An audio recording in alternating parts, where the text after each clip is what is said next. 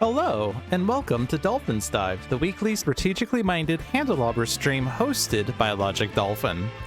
Handelabra believes in civil rights for everyone and in being as inclusive as possible, so any comments or activity actively working against those goals are not welcome and will not be tolerated. You can follow us at Handelabra Games on Twitch and Handelabra on Twitter, Facebook, and YouTube. You can follow me personally at Logic Dolphin on Twitch, Discord, YouTube, pretty much any avenue. Sentinels of the Multiverse, Bottom of the Ninth, One Deck Dungeon, Aeon's End, and Spirit Island are all available on Steam, iOS, and Android devices. One Deck Dungeon is also available on Switch. Sentinels of Earth Prime is in active development.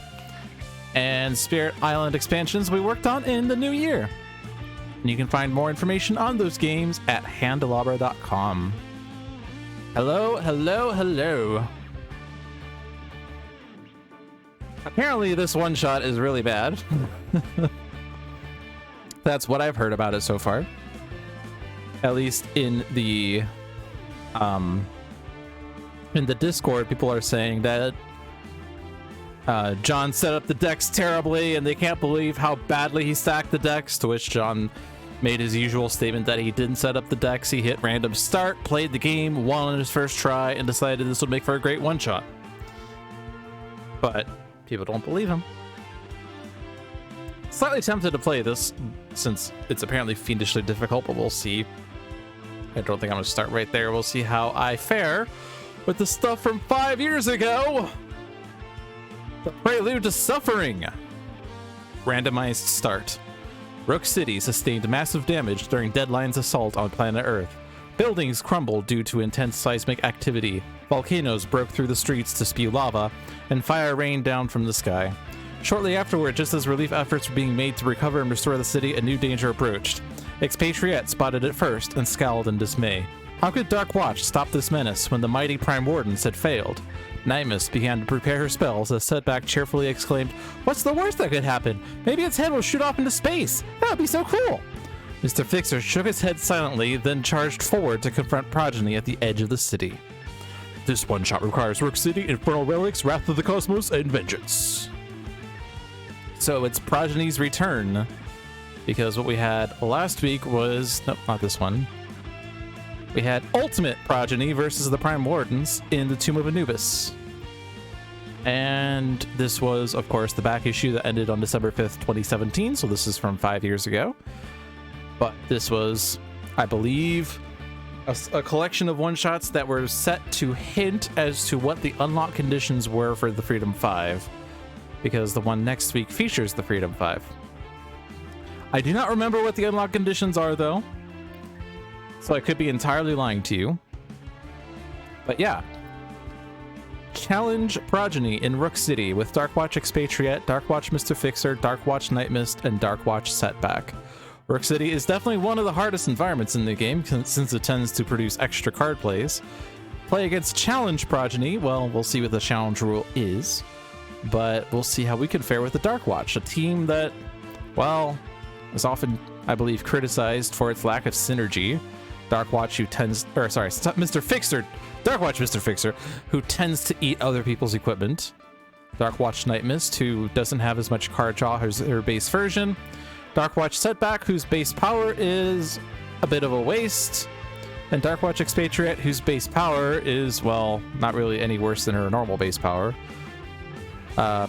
It's at least something that works even if you don't have a gun, but in my experience I tend not to use it, but I also don't tend to use her normal base power anyway, so it's not really any different.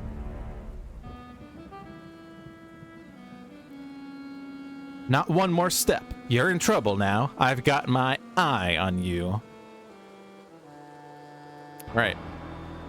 Darkwatch Expatriate in this random start has Flak Jacket, Hair Trigger Reflexes, Reload, and Submachine Gun. Darkwatch Mr. Fixer has 2 Greased Monkey Fists, a Meditation, and a Pipe Wrench.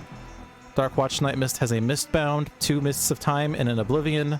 And Darkwatch Setback with a Karmic Retribution, Surprising Fortune, Whoops Sorry, and Wrong Time and Place. So, what's going on here? Well, we, of course, start with a Scion card that is put into play. At the start of the villain turn, if there are any hero character cards with fewer than 10 HP, Progeny flips. At the end of the villain turn, Progeny deals each hero target 2 energy damage. And the challenge rule is Ultimate Scion. Scion cards do not destroy other Scion cards upon entering play until there are 5 or more Scion cards in play. So if you remember from last week when we did this, or if you remember just, you know, standard advanced progeny, on his front side, Scion cards are indestructible, so the challenge rule doesn't really change anything on this side. On the back side, the advanced rule is at the end of progeny's turn, play an extra card. Here it's obviously not there, but Scion cards are no longer indestructible, but still we have this rule that we can't destroy them until there are 5 or more Scion cards in play. Because ordinarily the Scion cards all say, when this card enters play, blah, blah, blah, blah, then if there are 3 or more Scion cards in play, destroy 1 Scion card other than this card. So the challenge rule ups that to 5. So we're going to see at most 4 Scions active. And this team doesn't really have the means of destroying stuff as easily as we had last week because, well, Fnatic had End of Days to destroy Scions, and Archon Adept had Sadistic Dissonant to destroy Scions. But here, I don't think Setback has indiscriminate destruction, right? He has a card that says destroy a non-character card belonging to another hero, but this still says destroy an ongoing or environment card. So yeah, we don't really have the means of destroying Scions ourselves. That said, the 2 ongoing cards that Progeny has that are pretty bad do end up destroying Scion cards. So our Hour of Reckoning, which stops our card plays and destroys an ongoing card, but also destroys a Scion, as well as the Time of Tribulations, which makes him hit harder and destroys an equipment card for each player, but also destroys a Scion card. And we did utilize that last week to control his deck and get rid of the Scions when he was on the backside, but who knows what's going to happen. From this start that we have here, we do have a gun, but it's not really the best gun. We have Hair Trigger Reflexes, which there aren't too many non-hero targets. In fact, the only one that you would ever really want to hit is Ambitious Racketeer, because Dr. Tremata and Tony Taurus are immune to damage from hero targets, nor would you want to hit them anyway. Ambitious Racketeer you would like to take out, but it's not necessarily worth having Hair Trigger Reflexes out for. Also a Flak Jacket, which could be nice. Fixer has a Pipe Wrench and a Meditation, which actually makes him a pretty good candidate for damage redirection, because ordinarily, you know, Driving Mantis redirects damage, but with Pipe Wrench you can make it so an instance of 3 damage still redirects, which is nice. Night Mist, who doesn't have really anything going for her right now. Oh boy, Mists of Time to switch your trash and hero deck for no reason right now on turn 1. Yeah, that's great. And Setback, who, well, this power, which requires tokens, base power, which requires, well, doesn't actually require tokens, but it removes tokens. You have like no token adding other than whoops, sorry. You have a wrong time and place, which if this is in play when you don't have any tokens, it just says redirect damage to Setback, basically. So yeah, we'll see. We're starting with the Scion of Blight, so hitting Progeny results in a discard. Hey John, welcome. We're getting the Inevitable, which brings out Obvious Futility. Fantastic. It's the ongoing that doesn't destroy Scions.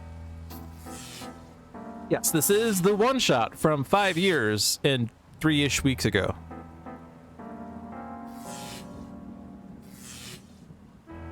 And depending on how this one goes, maybe we'll do this week's one-shot since it's apparently difficult.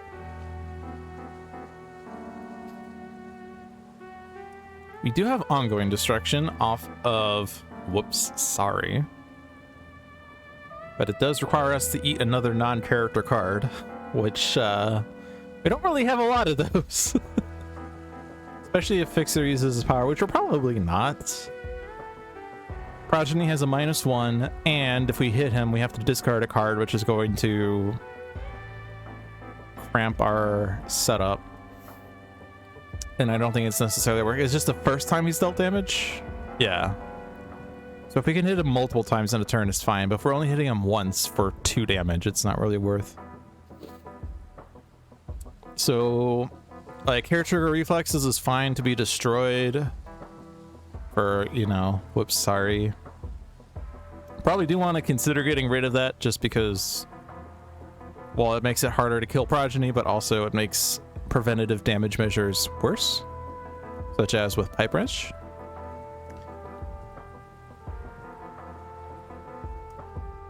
Last week, we basically immediately flipped progeny by hitting Tempest down to 9. I don't think we're going to go that route today. It'd be nice to get him flipped so he focuses only on 1. And with 4 heroes, he only hits for 2, right? No, he hits for 3. But that's actually fine, because if Fixer's the lowest, and he has Pipe Wrench and the Driving Mantis, that 3 becomes 2, which redirects, and so it means no damage really happens. But I guess another thing to consider is, are there end caps that are useful, because they were actually really helpful last week. Oh look, destroy an ongoing card. That was really nice. Let's kill Expatriate. I don't think that's necessarily correct. Destroying an environment card could be handy, although there are some that say play a villain card when this card is destroyed, which is trash. Draw play, move the top card of a trash to the top of its deck. That's a really nice one. We can make sure that, like, Progeny only ever plays, like, I don't know, the Elemental Outburst card. That would be really nice to have.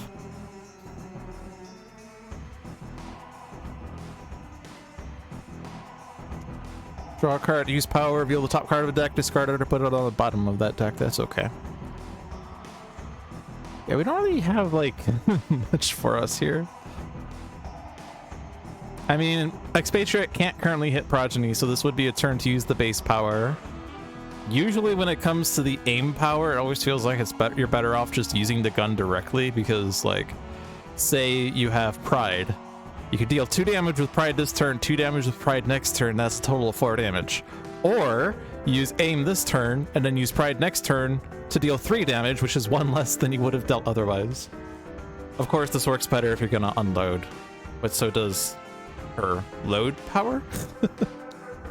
But this is definitely the turn to use aim if we're gonna use her power. You could skip to draw more. But it feels like setting out one of these cards for setback to eat is okay. Like the hair trigger reflex, as we said, isn't really doing anything for us.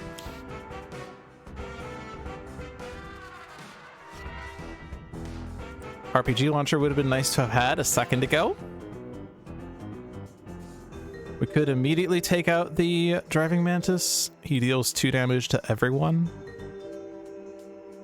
How bad would it be for this to be Fixer solo? Like, imagine that we just have Fixer who doesn't take much damage and every other hero eventually, you know, loses HP. Well, as we know, we have this ongoing destruction card here. And we have trash movement here.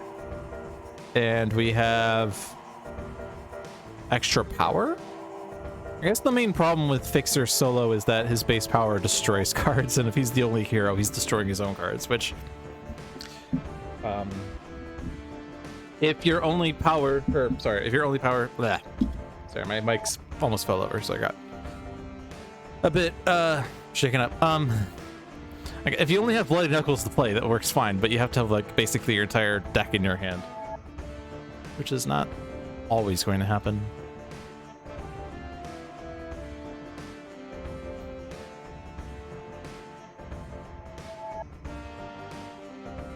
The other thing to consider is how much damage can the environment do.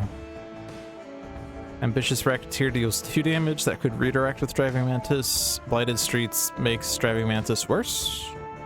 It also says when this card is destroyed, play a villain card. This one doesn't hurt Fixer. Although it could be interesting if, like, Fixer somehow got an extra -1, which we don't actually have. I guess, like, if we have, you know, Mitigate, that actually would make Driving Mantis work there, which is interesting. Falling Statue is irreducible, deals 3. Scum and Villainy is 3. I don't know. Hoist Chain would probably be a bit nicer for Fixer to have. If he had it. He obviously doesn't have it. But, you know, reducing damage to Fixer by 1 versus reducing damage to the team by 1 would be pretty nice. I think we do Driving Mantis. We have the Grease Monkey Fists here. But I'm not attacking this turn, and I do want the Driving Mantis.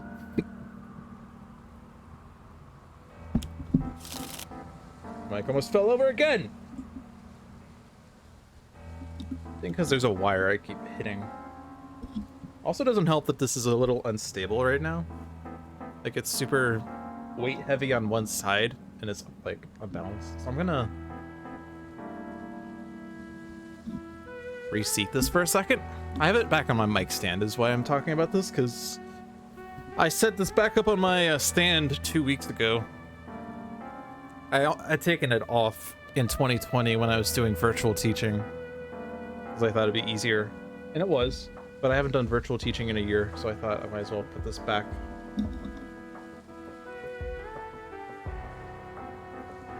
But now I have to figure out about wire management, apparently. Bloody Knuckles is a card that could be destroyed.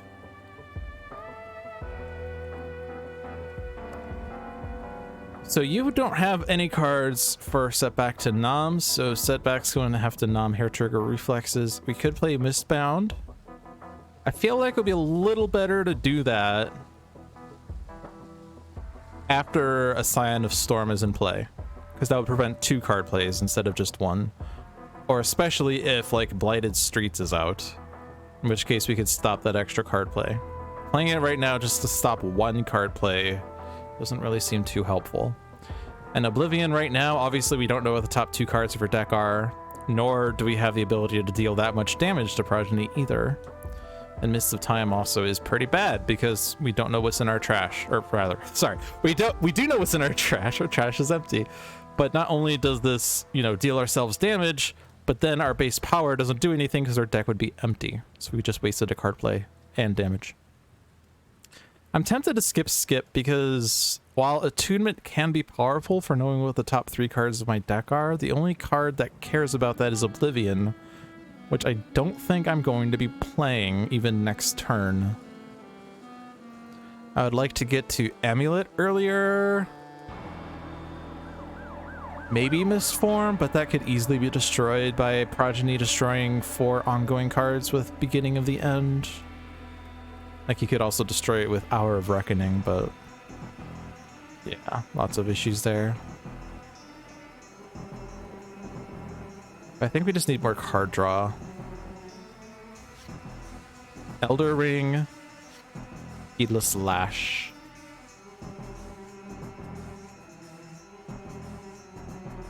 And so to destroy Obvious Futility, we're gonna sorry it. And so we lose the Hair Trigger Reflexes. Get rid of the Obvious Futility, no longer damage Irreducible. I have tokens now. Since I have tokens now, do I even mitigate? This one is a bit weird because you don't have to remove the tokens to get its effect, but you also don't really want to remove your tokens for that.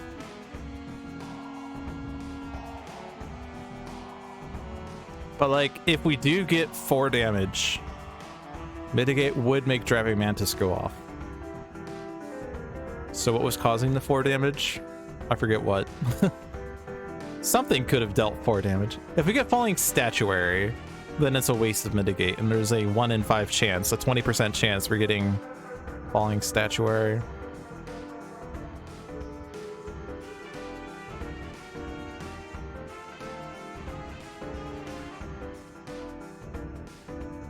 I'm gonna do it, whatever. I already used the card play, might as well use the power. Uncharmed Life, also useless. Reduce damage dealt to villain targets by 1, but we can remove this by playing an extra villain card and a different environment card.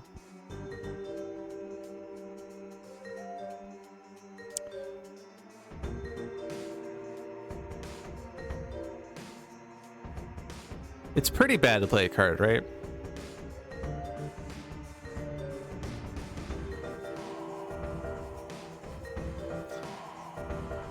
We can obviously just RPG launcher the Twisting Back Alleys. There's a 4 in 19 chance that we get Hour of Reckoning or Time of Tribulations. Actually, that's slightly wrong because we have an inevitable.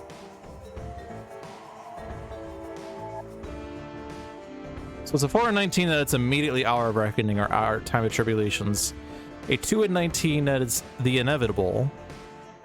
And if it is the inevitable,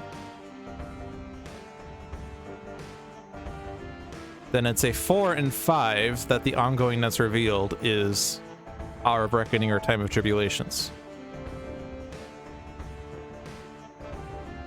So do the math on that.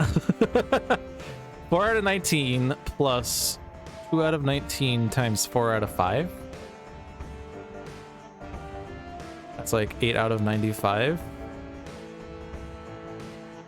Plus 20 out of 95. I already forgot what the numbers were. I think I am mathing terribly here. All right, let's pull out a calculator.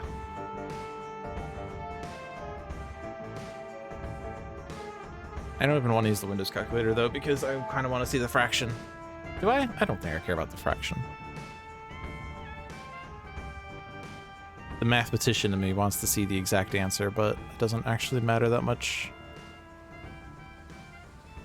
So 4 out of 19 plus a 2 out of 19 times a 4 out of 5, right? There's no other ongoing cards. So it's a 29.5% chance that if I play the top card of the villain deck, we get a card that destroys a Scion. And the advantage of playing it now is that, like, if it's Hour of Reckoning, for instance, we don't suffer a round of not playing hero cards. We just immediately lose Driving Mantis. But we have no other cards in play right now. But by doing that, obviously then, like... Also, we discarded those cards, which... Because the Inevitable discarded the Sign of Frost and Form of the Harbinger. That's actually cool. Yeah, so it's basically, it's 30-ish%, 3 out of 10, that we destroy the Scion. I don't know that that's worth doing. Especially because we're going to get a different environment card that could be worse. And then there's, of course, the 5 out of 19 plus... there's also Form of the Harbinger. Yeah, so 5 out of 19 plus 2 out of 19. This is a lot easier. 7 out of 19. Which is a 37% chance that we get a new Scion. So, 30% we destroy a Scion, 37% we get a new Scion, and of course then he gets his own play phase anyway. I'd say no to that.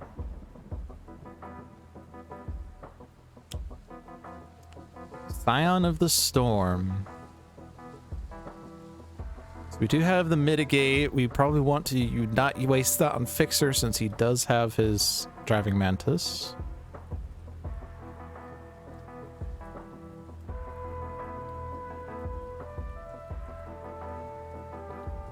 I feel like it's lore that this goes on Expatriate. Not sure that's like strategically the best target, but... And I can redirect this for 0. Great. Well, at least we're not discarding a card.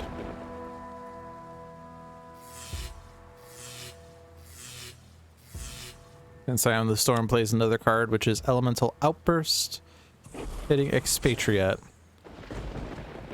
So he saved her 2 damage so that she could take 3 damage. That is classic setback.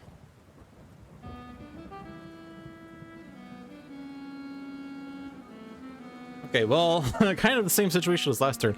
Although we do have that +1 on her, so she could use Submachine Gun to actually hit Progeny. And as we said, we could do Mistbound now. Scion of the Storm is out. If we do Mistbound, and then we decide on the environment turn we want to destroy this card, we can't, because we can't play the top card of the villain deck. So that would be prevented. And all these powers are trash. I guess this one's not as bad. We do have the 2 tokens, and we can get 2 card draws, which is a lot better than the other options we have there. Regain 2 HP or Regain 2 HP and have someone draw 2 cards, or remove 2 tokens to redirect damage to setback, or redirect damage to setback. Basically.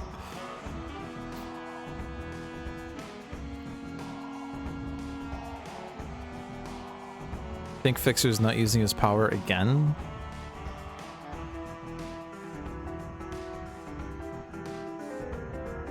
We could leave the twisting back alleys out, because like we do have another option with Fixer instead of driving mantis to instead have the riveting crane to make damage dealt to progeny be irreducible. I can't do it now, but he could do it down the road. And then twisting back alley just doesn't do anything other than make it hard for Fixer to hit progeny for a bit, but we can mitigate that. But again, we don't really particularly care to damage progeny right now because of the Scion of Blight.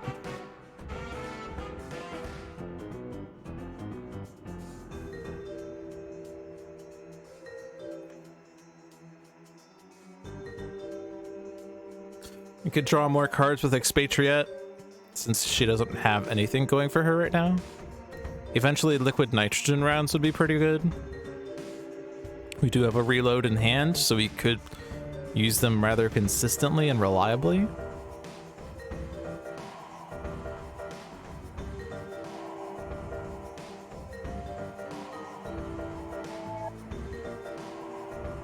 I think leaving the twisting back alleys is fine. We're not going to be doing damage for a while.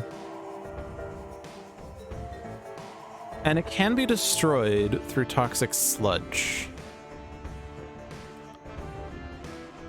Because this does say at the start of the environment turn, each player may discard a card. Any player that does may destroy an environment card. And so you usually use this to destroy toxic sludge, but you can also use this to destroy twisting back alleys.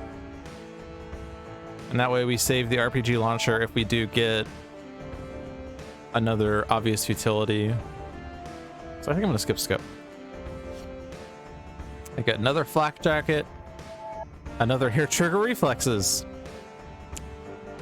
Wow, this random start was set up terribly by John. For shame. I'm definitely playing Pipe Wrench, and I don't think I'm destroying anything because I only can destroy my stuff.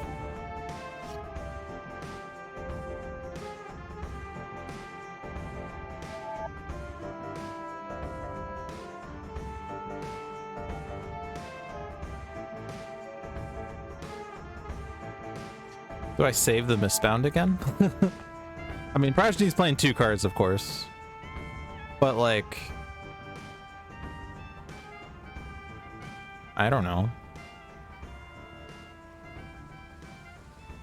Skipping again is a thought. I'd almost be certainly discarding both Mists of Time.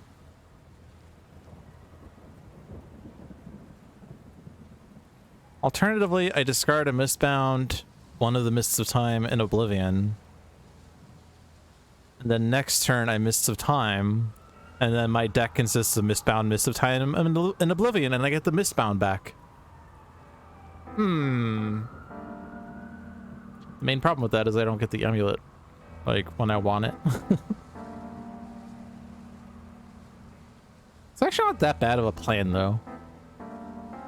Like, Mist of Time is at its best when your trash is almost empty, right? Because then you know exactly what's in your deck.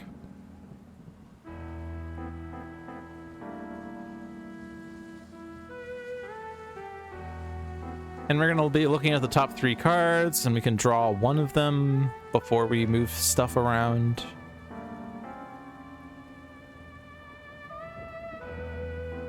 And we'll also draw Mistbound, like, immediately after I use Attunement. I like that thought. And since these are cards that I'm going to be, like, drawing back almost immediately... I even discard the Mist of Time. I mean, I guess it doesn't matter because you're drawing them back anyway, right?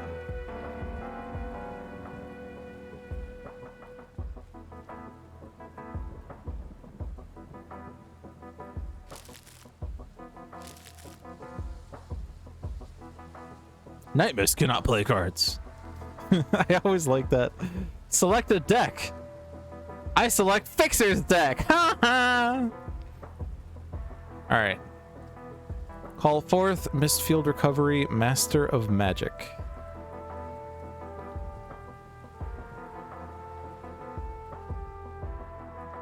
Those are all spells.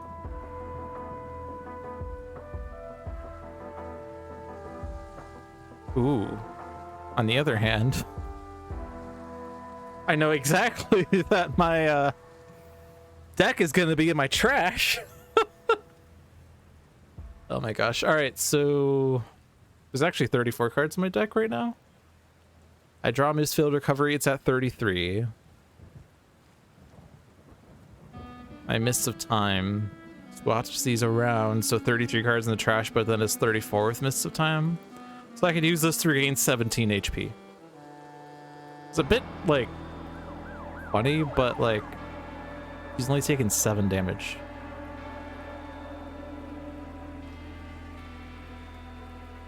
All fourth seems a lot better.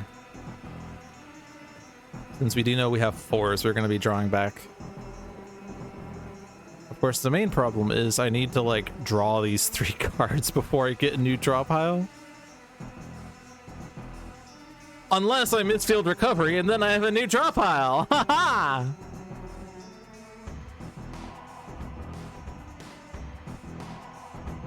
But the main problem is this immediately ends my turn and I don't draw a card, so it's even worse. I mean, I guess we could use Surprising Fortune to have Night Mist draw 2 cards, but at which point we're drawing all 3 of these cards? Is that okay?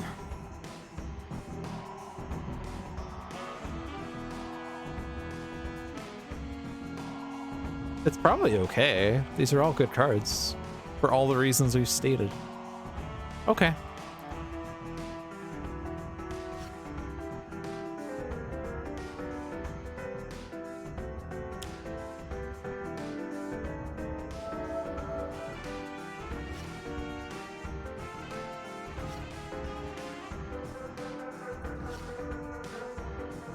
Oh, good. More token removal. This is what makes Starwatch Setback annoying. Oh, good. Blighted Streets. But the good news is we cannot play Progeny cards. At the end of each hero's turn, if that hero dealt no damage this turn, their player may discard 2 cards to destroy this card. That's really good.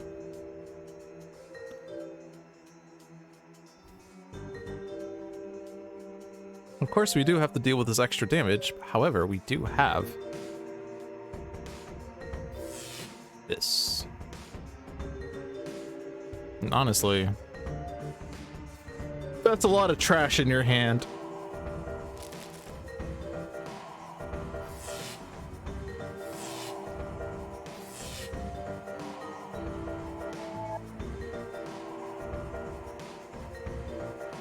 So as long as I dealt no damage, we can discard 2 cards, and we can very easily do that. So we don't need to RPG launch. Pix just probably skipping. We could do some damage this turn with Bloody Knuckles, but we do want to either get Harmony or to Hoist Chain earlier rather than later.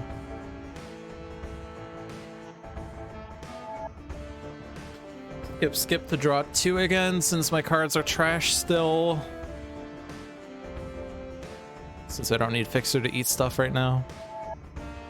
Fixer could eat Surprising Fortune, I suppose, if he did. This is a really slow start. It remains pretty bad. I'm going to assert dominance and discard the 2 cards I just drew. So that Mistbound was pretty valuable. It stopped 3 cards from entering play. There's the Riveting Crane. Salvage Yard. Ooh, after I swap my deck and my trash, I can Salvage Yard and get all of these equipments. All 8 of them. Oh, there's 8. There's a lot back there. That seems pretty good. There is no overdrive in my trash. It does mean I should have discarded equipments. Oh, look, those are equipments. I'm good. Oh. So I do this. I do this.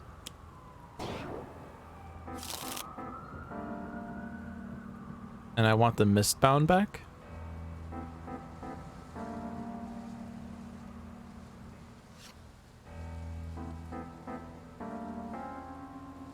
It does mean that the Mistfield recovery we were thinking about is going to be less potent, but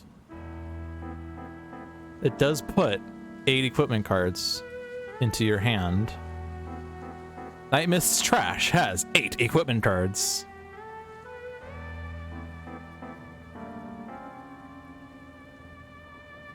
So, 0 tokens.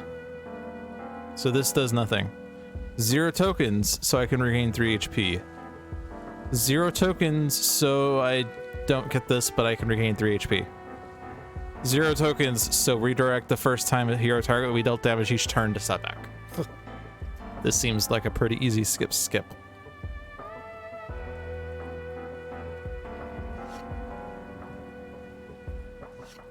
Looking up is the power we wanted. It's like the only way of getting tokens. Another twisting back alleys.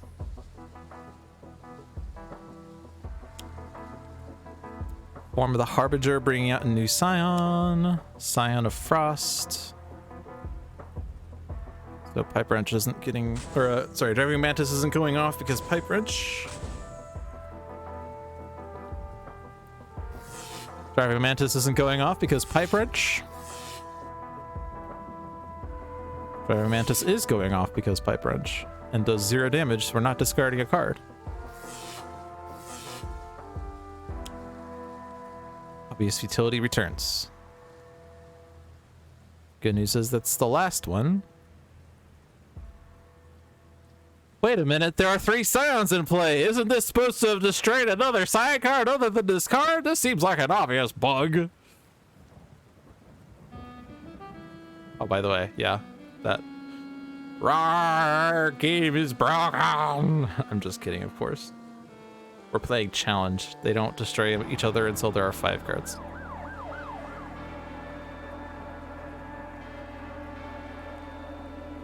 Yeah, get rid of the obvious futility because that is bad. We are getting low on hit points. Well, not Fixer. Fixer's fine.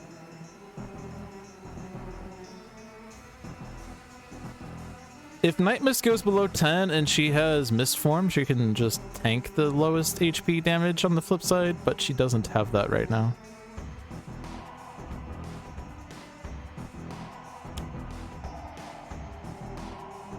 Whoa!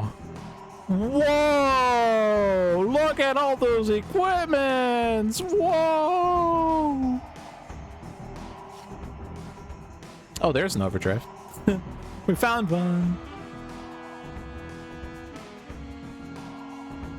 So I guess if I want to be able to do Mist Form, I don't want to Mistfield Recovery. On the other hand, I can't find Mist Form right now, like, at all.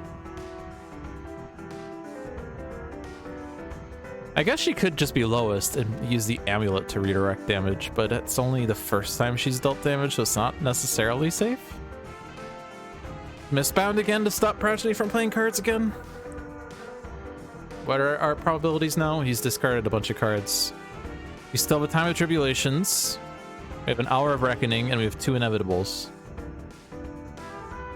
So it's a 2 and 11 that he plays Hour of Reckoning or Time of Tribulations right away, but also the Inevitable is also going to play one of those. So it's really just a 4 and 11, and that's a 36% chance. Actually, it's... what I'm even saying is he's playing 2 cards. It's a bit different.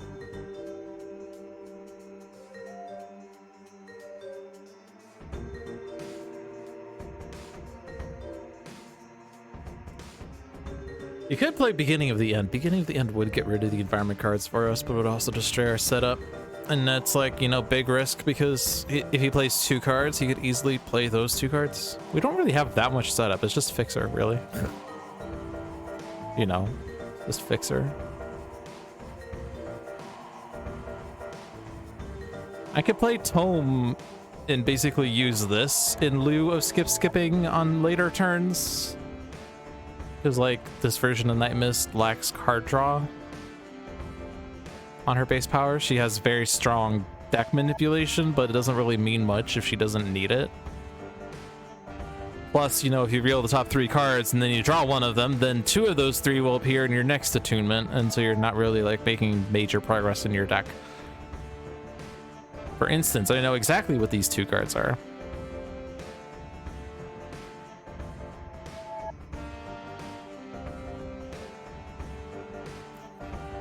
I could take 12 hit points, and then Night Mist's not at risk of, like, flipping Progeny, but then Night Mist's not at risk of flipping Progeny.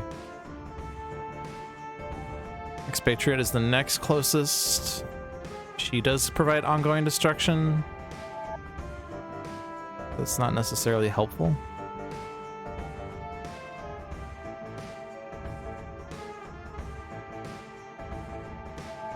I don't know. I have a wealth of resources now.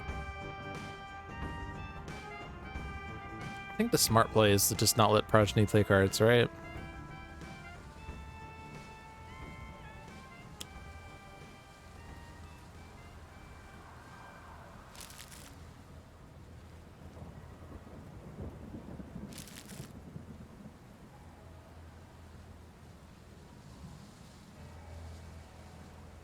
Oh my gosh, these are the 2 cards that are on top of my deck.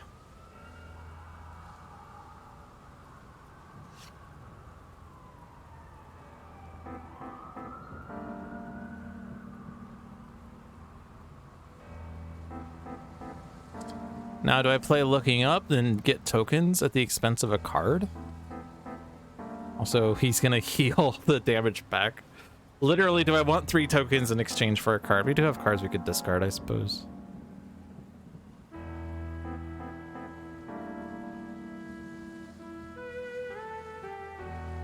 Night Mist probably doesn't want to do the discard, though.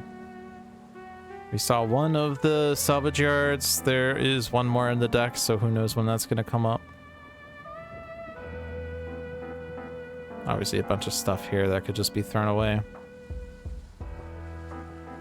Let's get tokens.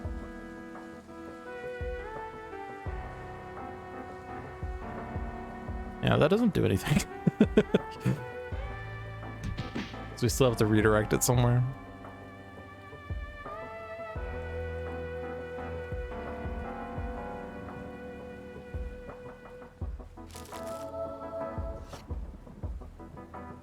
I think I was going to click on Expatriate, is why I got confused. It's fine.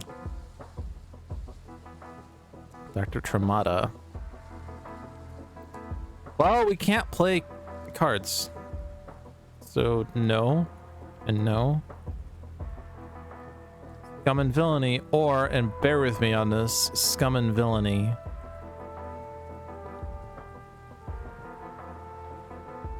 Hero with the lowest is Night Mist. I mean, we can flip Progeny with this. And then he only hits Night Mist for 3 instead of everyone for 2 except Fixer. Obviously it puts Night Mist at lowest, so she's at risk, but she can put out an amulet. Star Shield necklace. Misfield recovery to immediately get out of it, but I think that's fine. Plus we can then use like amulet on this 4 damage on subsequent turns.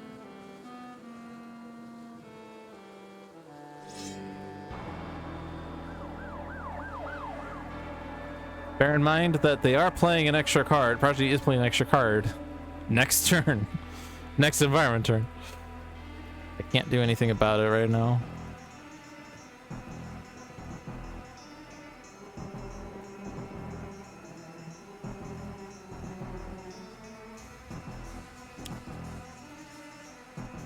Well, I found a liquid nitrogen rounds. Not going in play. What are you talking about? I think we're just gonna wait for beginning of the end to get rid of the twisting back alleys. At this rate, there's no reason to overdrive because I would deal 1 damage. He would regain it back, and I deal 1 damage again, but I destroy 2 cards, and they are those cards. I could do Bloody Knuckles. I would deal 3 damage. You would heal 1 back, or heal it back. Yeah, I'll have profited 1 hit point. Yes! Yes! Draw cards, please.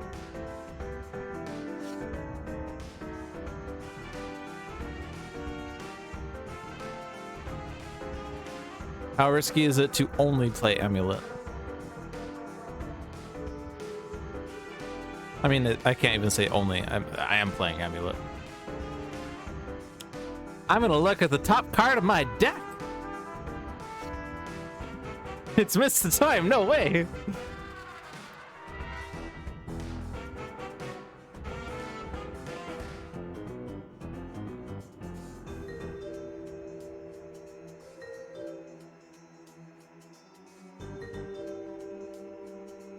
How risky would it be to play Wrong Summon Place to maybe keep Night Mist alive? I could do Uncharmed Life, actually. Just in case. Just in case.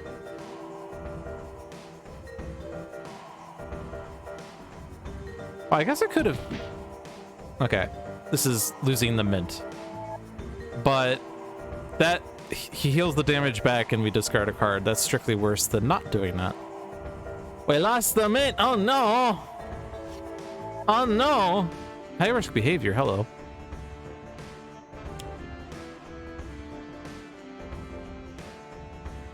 No. No. Blighted streets or falling statuary.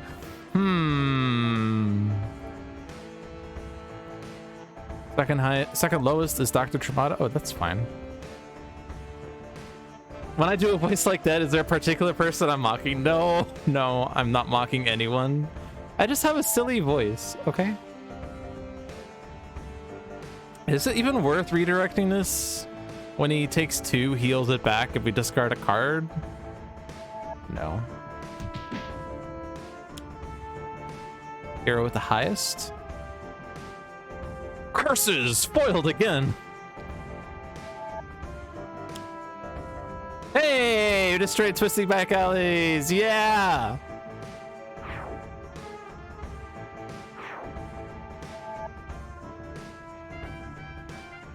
Oh, this doesn't play a card on his destruction. Alright, that's good. We, however, do lose all of our setup. It is a tad unfortunate.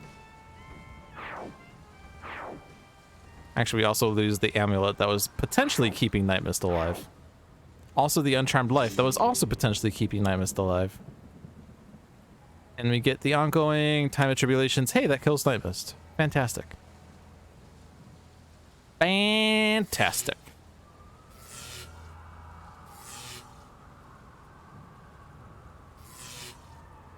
Yeah, we're kind of circling the drain, I feel like now. Fixer doesn't have as much protection as he used to. So, yeah. But we can hit Progeny. He just heals it back. We are destroying a Scion, probably Scion of the Storm, so that he could play a Scion of the Storm. So what was this again? Move the top card of a trash, the top of its associated deck. We can put the Inevitable on top. So it's going to reveal cards until there's an ongoing card. And the ongoing card is Hour of Reckoning. That sucks. But it does mean that, like, we know exactly what he's playing.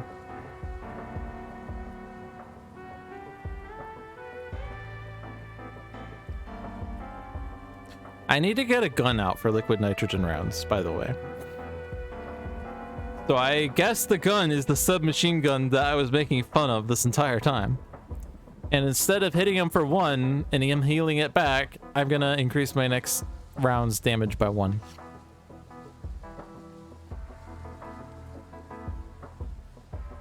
Yeah, the loss of Hyper Engine Driving Mantis is pretty upsetting. Is it even worth playing something here?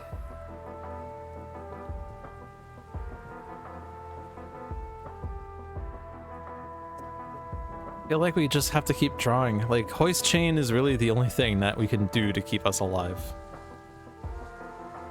Especially if we do get progeny in a cycling bit where he's only ever going to be doing his end of turn damage versus these things. Or like if he spams the inevitable or something, that 1 damage becomes 0. You know, those things. We need him to get to those powers. Not powers, tools. Tool, singular? Meditation is good, that brings back Driving Mantis. Dual crowbars is not. Hoist chain.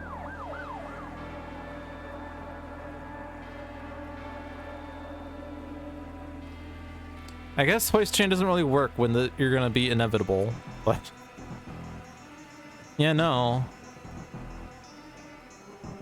It's just inevitable. High risk behavior is a bad plan when you have no damage. Silver lining's fine.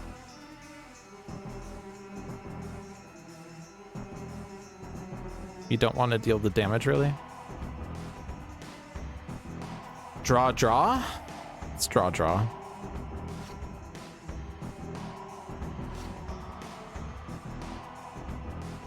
And Rook City is now falling statuary, which actually we knew was going to come out. So it's good I didn't use my base power because, well, that would have reduced 3 to 3. Oh yeah, you're destroying equipment cards. Right. So much for the... for that. So much for that. Whoops.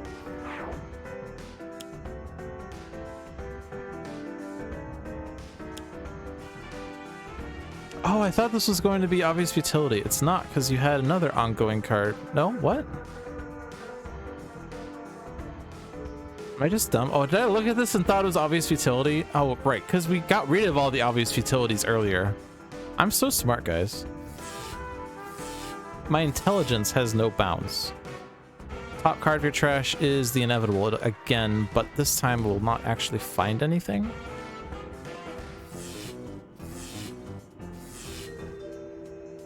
All right, setback. No, expatriate's lowest. You're skipping.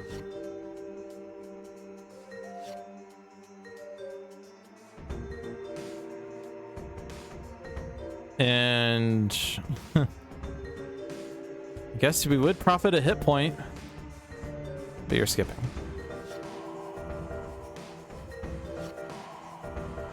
Salvage Jared's return.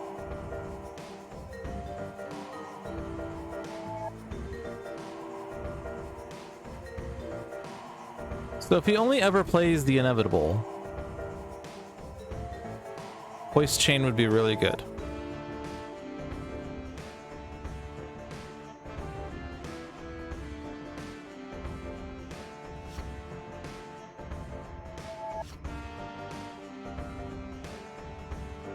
However, Rook City's of course going to screw things up.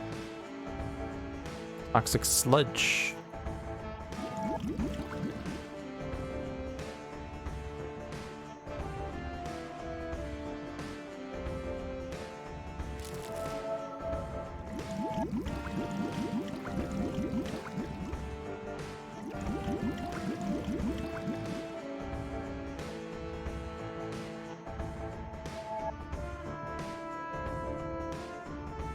So if none of my heroes have 5 HP, this only ever hits the villains, and we can use this to get rid of bad ongoing or bad environment cards, right, guys? Right? I feel like Frost is worse than Blight when we have bloated hands.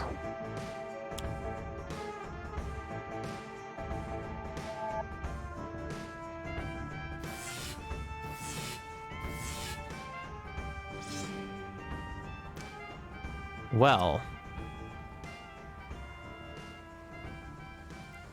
sure would be nice to have a submachine gun so I could play liquid nitrogen rounds and make sure that Expatriate doesn't necessarily immediately die. I guess we could use like wrong time and place to save her a little bit. Can use this to get, you know, Hyper Wrench back, I suppose. To try to keep Fixer alive a little bit. lower the toxic sludge damage a bit. I mean, if Fixer is at 10, if he's at 9, he can redirect the 2, and then he doesn't take damage from toxic sludge. Is this how we win? Toxic sludge progeny to death?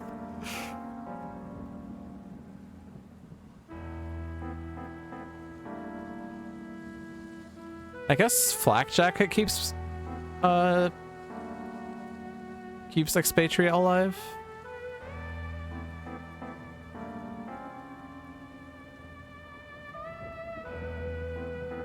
For like 1 second.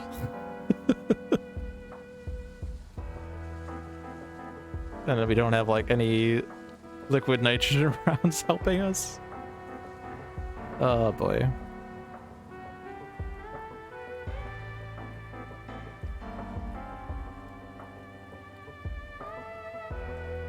I could meditate to get the driving mantis back, and then I redirect the 2, and then I redirect the 1.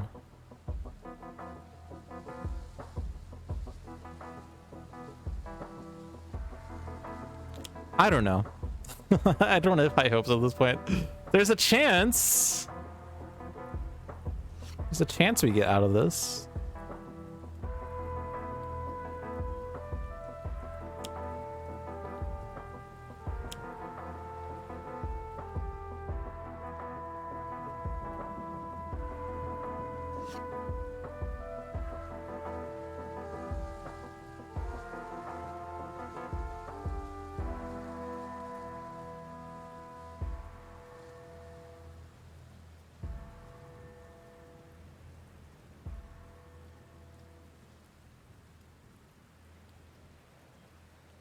We do have cash out.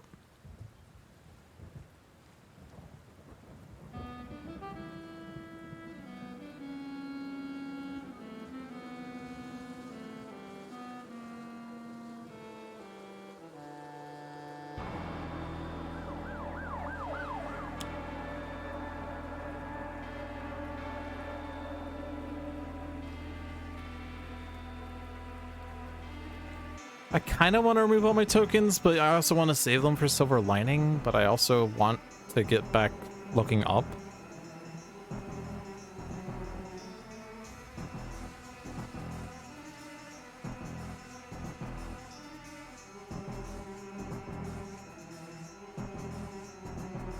I'm gonna remove 3.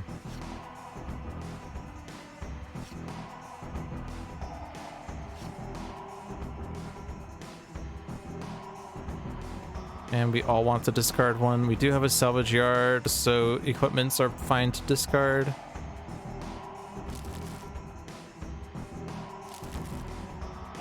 Of course, setback doesn't have any. Doesn't seem like we're gonna ever be able to play fumbling full, but I mean, we're also never gonna play high risk behavior.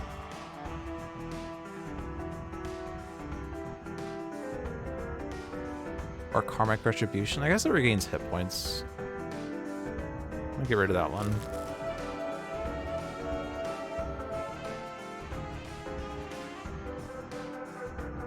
I'm gonna do this one, and you can't stop me. Turn of events. I actually want this in play.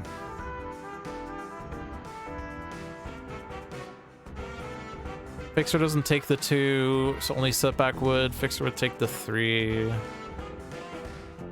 But it hits progeny for 5. Ambitious racketeer. How ambitious of you. And then again, if we're gonna do the salvage yard, then equipments are fine.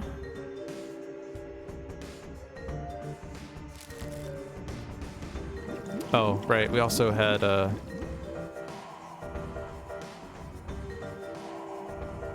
right, so order did matter. We already lost the mint. We lost 5 years and 2 weeks ago.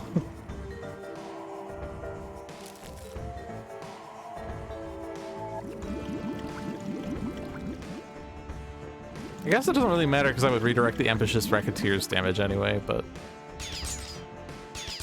So those 2 hit points we got back from setback are now going away.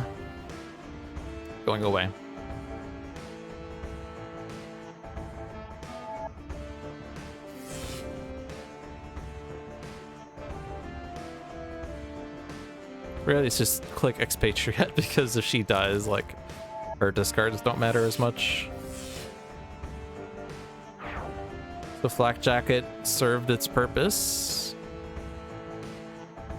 Kept her alive for a hot second. Now what? He can't survive Ambitious Racketeer's damage. So we might as well shoot him.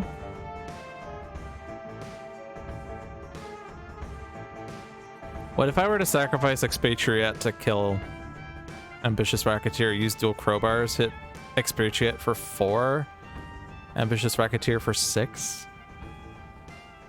It's like, normally it would be okay if this hits Fixer because he could redirect it, but you're already redirecting the 2 damage from Toxic Sludge until Fixer's at 4, in which case it's not going to do that.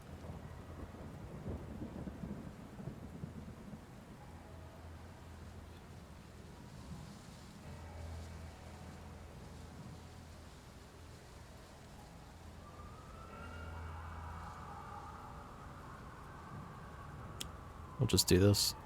Go out with a bang. I said a bang, a bang, a bangity bang. I said a bang, bang, bangity bang. Bang, bang, bang, bang, bang, bangity bang. I said a bang, bang, bangity bang.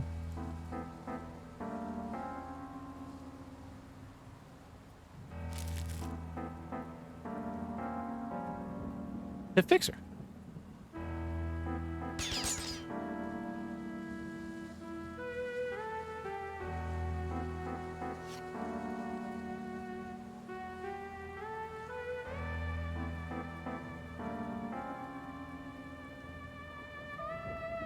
I don't have to sacrifice Expatriate. I could Bloody Knuckles to kill the Ambitious Racketeer.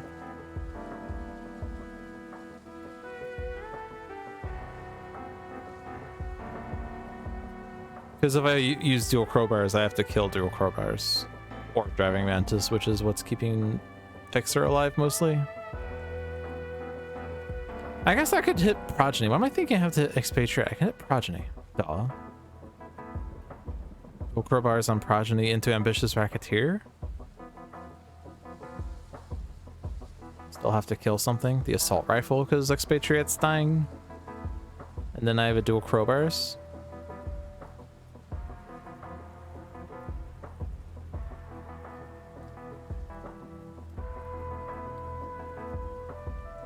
We never found that hoist chain, did we?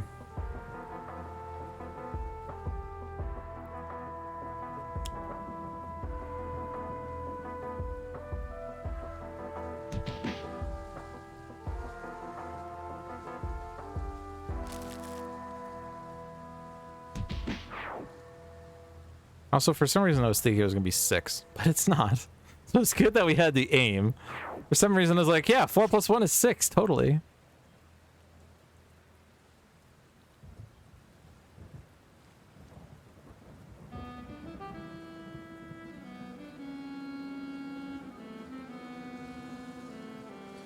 So you're taking 2 from Toxic Sludge unless you use your base power. Then you're going to be taking 1 from the Inevitable and then 3 from Progeny. 2 plus 1 plus 3 is 6. If I mitigate, then it's just 1 plus 3, which is 1. So keeps you alive for a split second.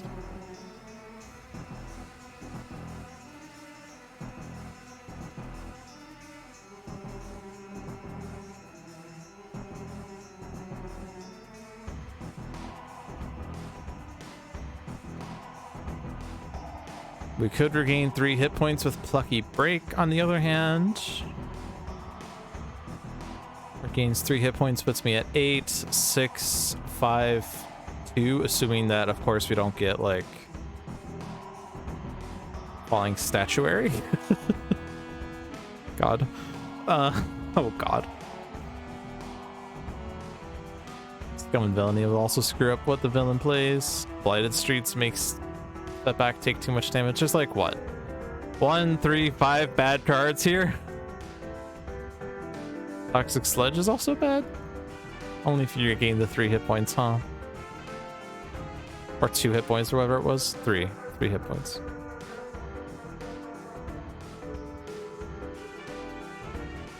Silver Lining is more likely to keep Setback alive for a second, but only for a second.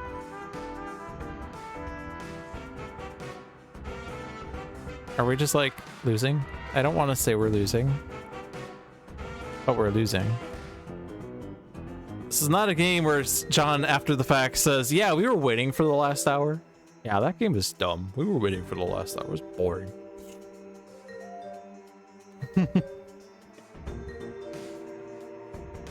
There is a way to win, I'm sure. Especially because we do know that Progeny's deck is frozen. The main problem, though, is that we haven't gotten the frickin' Hoist Chain, which would freeze Progeny's damage a lot. So we're kind of lost there.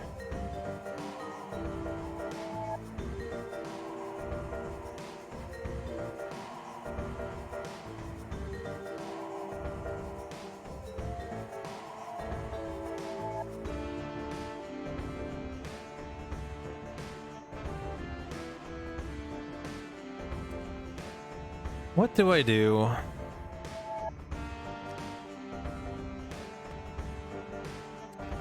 Silver Lining and Mitigate? I don't think there's much difference between having 1 HP or 2 HP off Silver Lining. Even though it's literally twice as many hit points if you have 2 HP. Alright, Scum and Villainy screws up everything. Yay!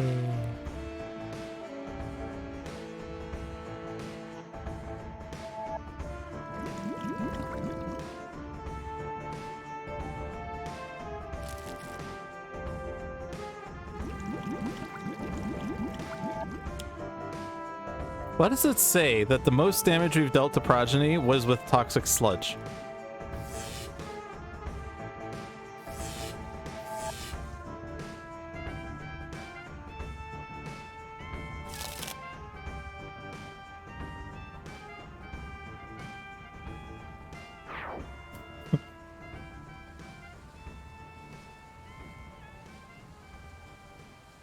Do I let this go off?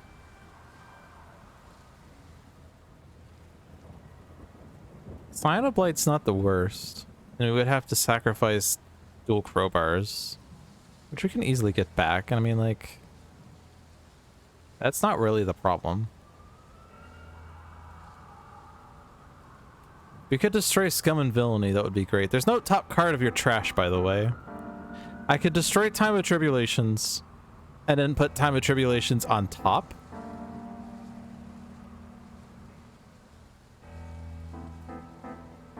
That just seems terrible. So that means then his end of turn is 5 damage? I mean, like, Setback dies, but Setback's always dying.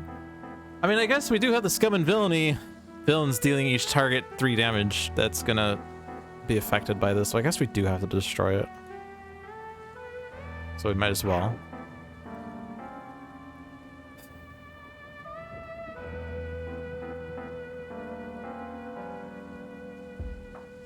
And if we put it on top of its deck, is that better or worse than anything you can do?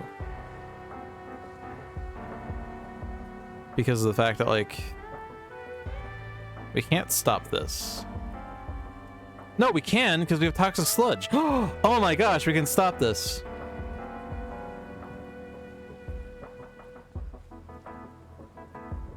I'm not sure why that felt so good. It's not really that helpful. I mean, it is, but it's not really the game changer I hoped it to be.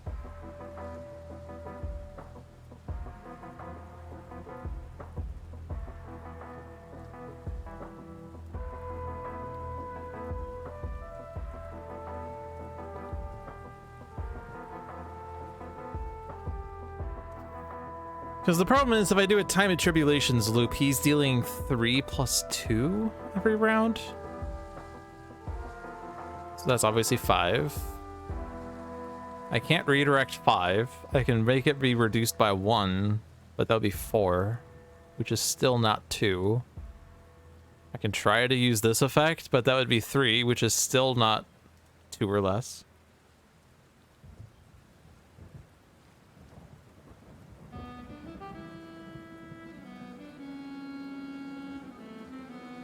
Tempted a toolbox.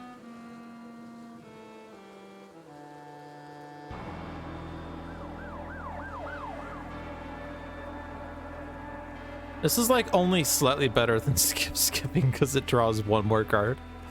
I mean, it lets me hit Progeny, so it is like 1 card and 3 damage.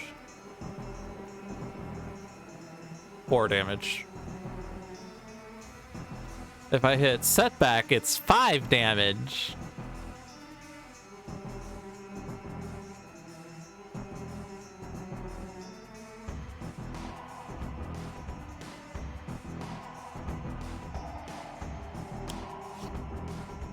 Harmony.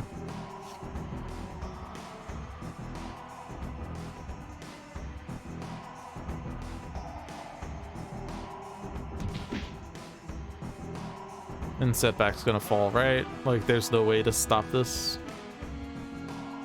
He's taking 5 damage. Even if he uncharms life, he's taking 5 damage.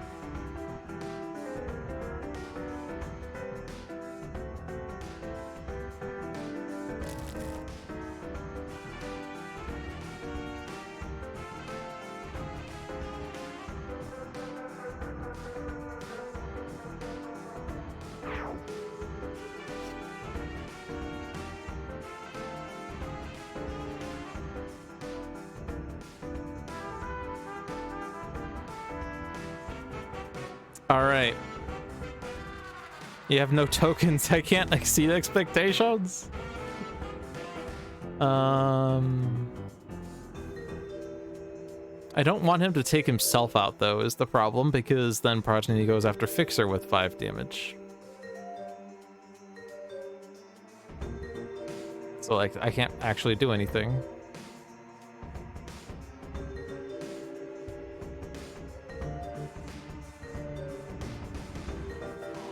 I can reduce the next... Wait, does Setback survive if we do...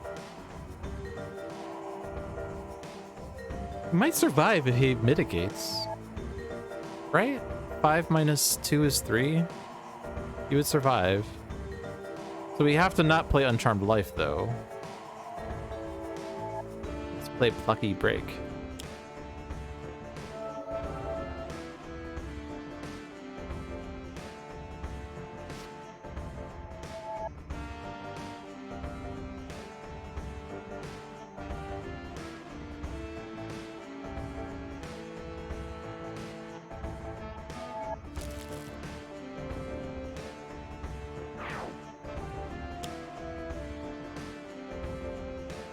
Rude.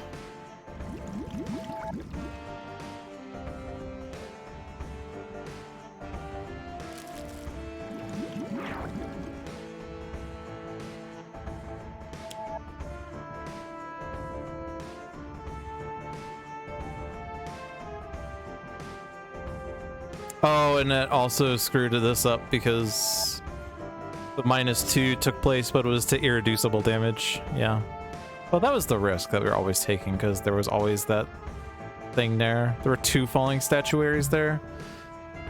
Toxic Sludge would have been... Well, I guess it would have also used the -2 on the second hit on Fixer. Scum and Villainy would have played an extra card. Blighted Streets would have made... Yeah, so I think he was always dead. All that effort and he was always dead. Alright, you had as many opportunities of drawing Hoist Chain as you could possibly have, and it was not in the top 21 cards of your deck, so we lost to that. I mean, we can't put Time of Tribulations on top because Progeny deals 5 damage and kills Fixer. He's currently dealing 3, so Fixer's already barely dying.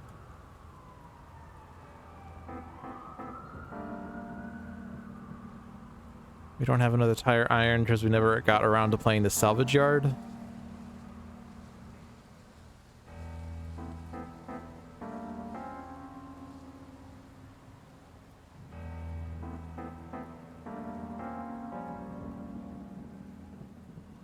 Or not the tire iron, the pipe wrench.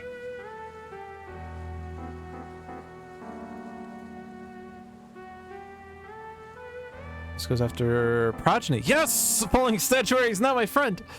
But Blighted Streets kills Fixer. Scum and Villainy probably kills Fixer. Tony Taurus and Toxic Sludge do not. So there's a 2 and 5 that Fixer doesn't die. We're not putting it on top, so we don't know what the top card of the deck is. So it's like 2 and 5. It's 3 and 5 because Falling Statuary doesn't hit Fixer. 3 and 5. And then the top card has to be a card that doesn't damage Fixer. Like, at all. Unless you somehow find... Well, I guess... Oh, you do get a card play off this. So we could have you salvage yard and then play Pipe Wrench. And that increases the odds you stay alive. Because the 1 damages becomes 0. And the 3 damage becomes 2, and that Driving Mantis is away. Okay. So Dual Crowbars is going away anyway, so I might as well use it up. And hitting myself is counterproductive, as in it ends the game immediately.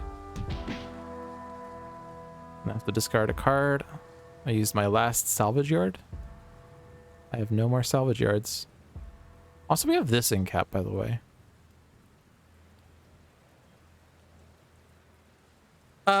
Power's not helpful. Unless it was a hoist chain I had.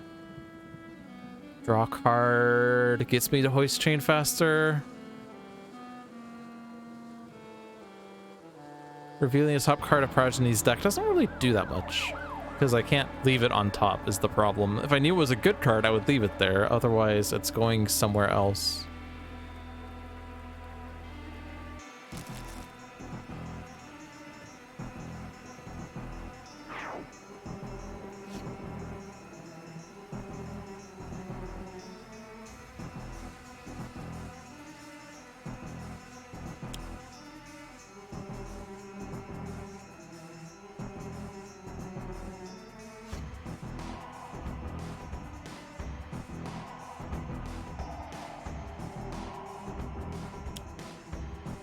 Yes. The environment is now dealing 10 damage to Progeny in a round. Yes. Yes.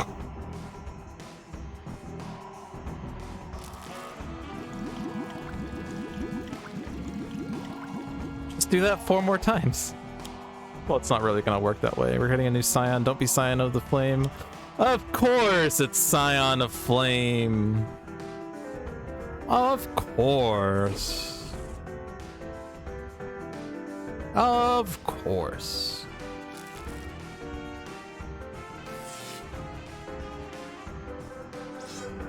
It's the one Scion that kills me because it deals extra damage. I guess Scion of Storm would also potentially kill me. Bummer! Wait, how much damage was he dealt from the freaking Blighted Streets? Or Toxic Sludge? Not Blighted Streets. Oh, man. The letters page is brought to you by Christopher and Adam. Christopher and Adam reading letters to you. Christopher and Adam.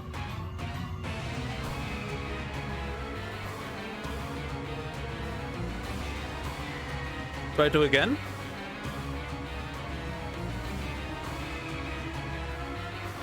Nah, I kind of want to do this week's one shot. That was a bad game of Progeny. Let's go and beat up Ultimate La Capitan. Because why not? I mean, we are 5 years behind in our backlog, but I mean, this is a rough match. And I mean, like, it's also Christmas in 3 days. So maybe as a Christmas present, I will play this week's one shot and show you how you can win it. I know nothing about it, by the way, other than people have issues. Like, let's see. Let's go read what was in the Discords. I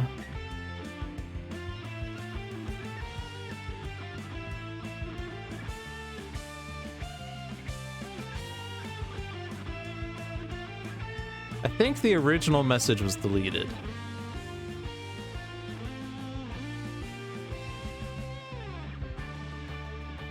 I think. Because there's a bit of lack of context here, but someone said, basically, you are definitely going to lose unless you specifically try and predict how the game makers might give you a way out. Hint, it's Legacy and Knife working together to get a face tank Legacy set up. Then you have to protect against a few curveballs in the environment that I just don't know how you predict. To which John replied, the game maker went to the new game screen, chose decks, pressed fight, and won the first time. I never got any more information than you have. I think the original message said something along the lines of... Oh, sorry, no, the original message was not deleted. I'm sorry. It was actually posted the day before, and Discord made it look like it was separate. He just said this one shot is bananas. And then said, you're going to lose only you specifically try and predict how the game makers might give you a way out. Well, there is no game maker prediction here, or setup here. Because he hit new game, chose decks, pressed fight, and won.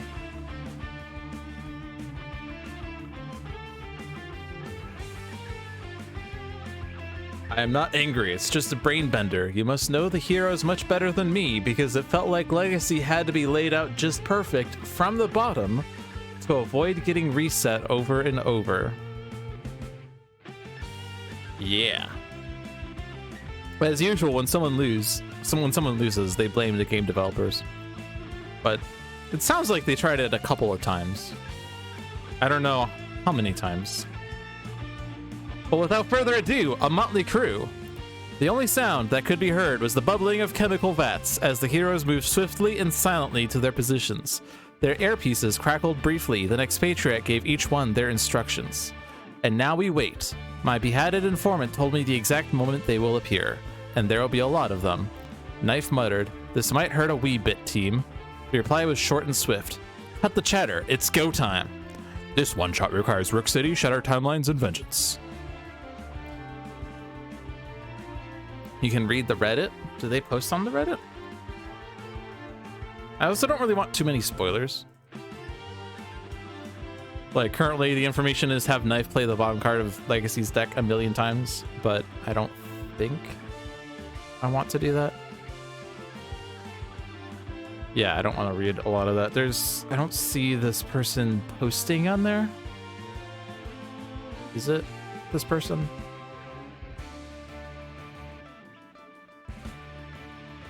No, I don't think it's that person unless there's a different thread. Doesn't seem like it. Okay. Yeah, I saw the spoiler tags. I thought you were talking about this person told me how many times they played, but yeah. All right, anyway. Ultimate Le Capitan versus Grandpa Legacy and Termination Absolute Zero, I think, and Primordial Haka, Darkwatch Expatriate, and Rogue Agent Knife in Pike Industrial Complex. We're just living in Rook City today, aren't we? Ahoy, Ninos! Hand over all of your valuables or get thrown overboard. The actions you take become your own legacy. Stand proud. Alright. So, also let's look at these cards. Grandpa Legacy has Back Fist Strike, Fortitude, Heroic Interception, Lead from the front. Termination Absolute Zero has Field Freeze, Horfire, Isothermic Transducer, and Null Point Calibration Unit. Extreme Primordial Haka. Sorry, it was extreme, so you can redirect damage from a target to Haka instead. Yeah, it's Forced Redirection. Dominion, Ground Pound, Punish the Weak, Talmoko. Darkwatch Expatriate has Arsenal Access, Quick Draw, Tactical Shotgun, Unload. Rogue Agent Knife has Amplified Combatant, Focusing Conduit Blade, For the Greater Good, and Incidental Contact. So, Ultimate Le Capitan. Set up at the start of the game, blah blah blah, La Parda Ha Magnifica is put into play, the villain deck is shuffled. Also, the challenge rule, at the start of the game, cards are revealed from the top of the villain deck until 5 crew cards are revealed and put into play. Other revealed cards are shuffled back into the villain deck. Gameplay. At the start of the villain turn, if there are 3 or more cards under this card, Le Capitan flips. Whenever a hero card is destroyed by a villain card that is placed under this card, at the end of the villain turn, Le Capitan deals the hero target with the highest HP for projectile damage. And the advanced rule, at the start of the villain turn, destroy a hero ongoing or equipment card. And the challenge rule, whenever Le Capitan flips, the crew card with the highest HP in the villain trash is moved into play. Then the flip side, if she flips, which is when she has 3 cards underneath her, at the start of the villain turn, each villain target regains X HP, where X equals the number of cards under this card. Whenever La Capitan will be dealt damage, a card from under this card is moved to the appropriate trash. If this happens, the damage is prevented. At the end of the villain turn, if there are no cards under this card, La Capitan flips. Advanced, the first time La Capitan will be dealt damage each round. Redirect that damage to the non-villain target with the highest HP. And in addition, whenever La Capitan flips, again, that crew card with the highest HP in the villain trash is moved into play. So she starts with crews and her ship.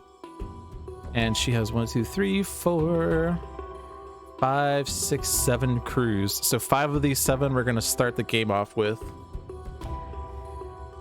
It's not a random start, so let's see what we have. La Parada Magnifica is expected. Le Piste. Siege Breaker.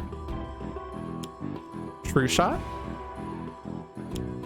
Battle Forged. Final Breath. Not the Amazing Mabel. Interesting. Also, Maria Elena's Revenge. And all together now for extra damage. All right, this is the first decision we actually have to make. So whenever a villain target is destroyed, La Capitan deals each hero target 4 psychic damage. Oh, we do have some damage prevention here. Heroic intervention and ground pound.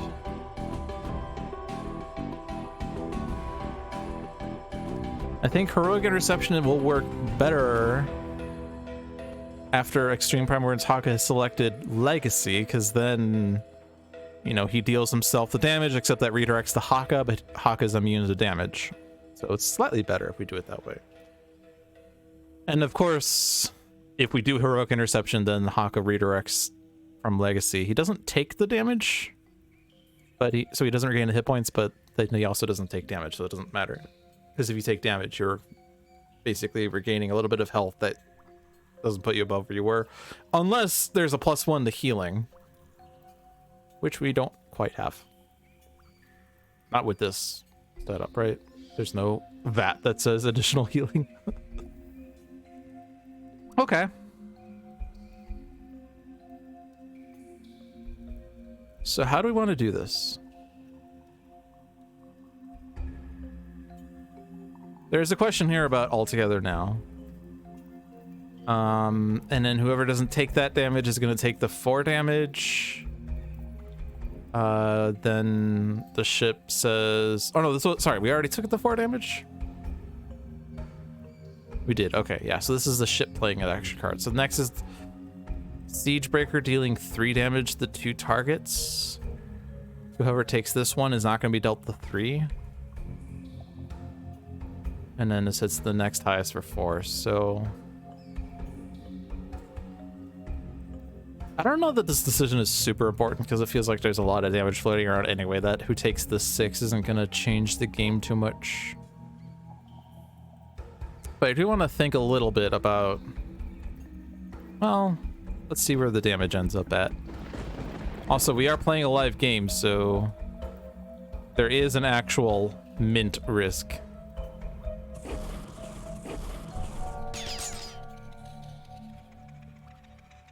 Okay, so now this decision is actually really important, because this hits the lowest, this hits the lowest. So whoever this is going to pretty much remain the lowest.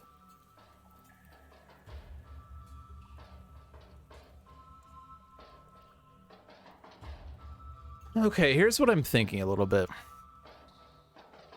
If I have Legacy give Termination Absolute 0 the power, and he plays Horfire, he deals 4 and 4, but then takes 5 and 5. That's a lot of damage. 4 and 4, and this has to be to different targets. So he doesn't actually kill anyone with that. We don't really have a means of killing people right now anyway. I mean, we have the incidental contact for a little bit of damage. Focusing Conduit Blade into incidental contact could be good for 2 and 2. This will hopefully come after Ground Pound. We use that to try to kill off most of the crew, but that will be in 2 rounds. If a lot of these crew are not doing anything if we're immune to damage, so we could opt for damage immunity this round. Can we survive if we don't? Can we hold off on that? I don't know that it's that much damage going on. I mean, the biggest damage risk is Maria Elena's revenge. But if we're not killing anything, then it doesn't do anything. I guess the biggest risk is the Battle Forged plus Final Breath combo, dealing 8 damage. And then once this guy's low, like whoever's lowest is lowest enough, then they'll take an extra 1. So like if I hit Legacy here, and Legacy takes the 8 and goes down to 16.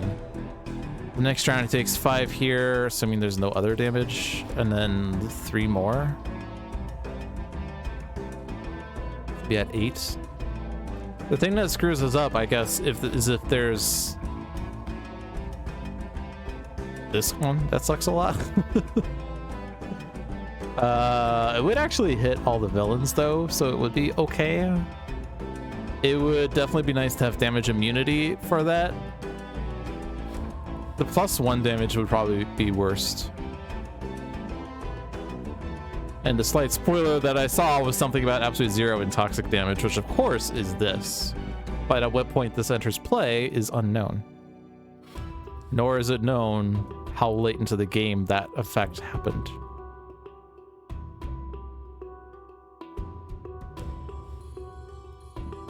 You destroy an ongoing equipment card, so we are going to be losing something. And this effect, like if it destroys ground pound at the start of the villain turn, yeah, that's like the worst time to destroy ground pound. So like Fortitude seems like the play that would make sense if we're not going for damage immunity this round. And Talmoko also makes sense if we can keep those. You probably want Haka to be higher than Legacy because we could have Haka redirect from Legacy if we wanted, and he could heal a little bit of it back actually, and that would be fine. But if Haka is the lowest, you can't redirect that damage. So yeah, I think Legacy is the smart target here. Okay. So that's one thing to consider. The piece powers up based on cards in play, but I mean, we're just gonna have to deal with that. It's not even going to be that much damage for the first round. So, Fortitude, Talmoko, a module. Module and base power. Base power is risky. Because if the environment plays Super Kill Trisolvent Vat, Absolute 0 takes 9 damage.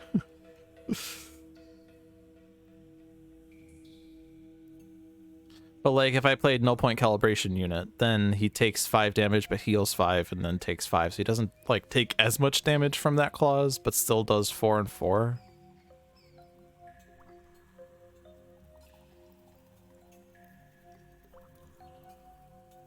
But like if we do the Isothermic Transducer, he could be hit with fire damage, and then he takes 5 fire damage, but then deals 7 damage back.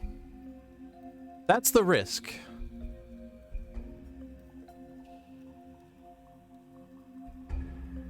We could also have Haka target Absolute 0 with this, so he could get the +2 damage.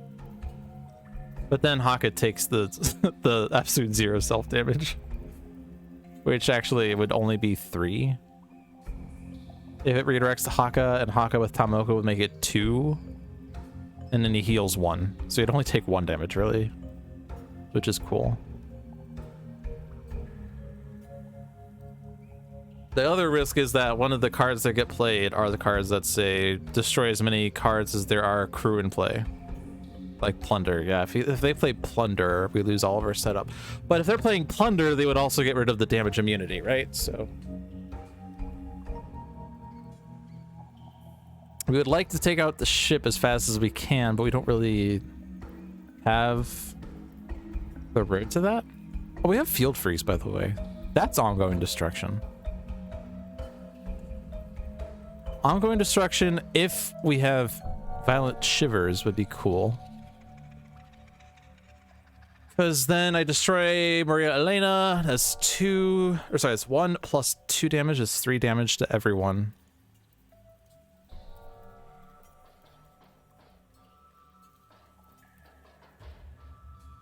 Because if we do get rid of the ship,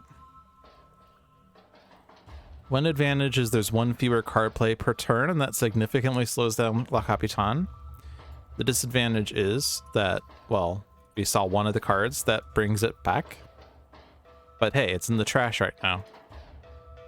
There's 1 more in the deck, but there's also Amazing Mabel in the deck, but actually that one doesn't play a card until the start of the turn. So what if we try to take out the ship right away? Power onto absolute 0 to field freeze. Well, power here for plus damage, and then field freeze to deal 3 damage to everyone. Which is slightly less than Horfire would be for that, but also doesn't deal 10 damage to absolute 0. But it also doesn't destroy Maria Elena's Revenge, so.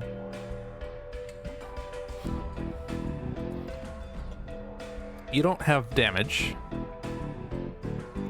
You can deal 4 damage.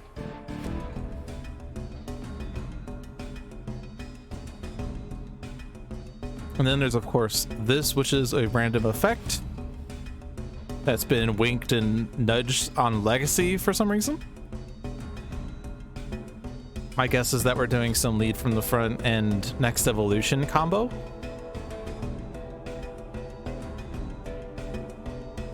But if the goal is to deal damage, that doesn't necessarily do. We do have 4 damage here. So if I do 4 and then 3 is 7. And then 4 is 11. I am a bit reliant on dealing extra damage somehow. I could do For the Greater Good. Actually, I don't even have to do that. I could just play this. I could do For the Greater Good so I could use this power and maybe get something else. Like, play this card, use this power, and then I... So draw a card.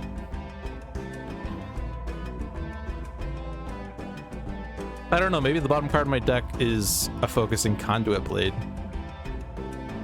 And then I just do incidental contact or something. Anyway, 4, 7, 0. So, no, well, 3. Yeah, I set numbers weirdly. 4 plus 3 is 7, plus 0 is 7, plus 4 is 11, plus 4 is 15. That kills the ship.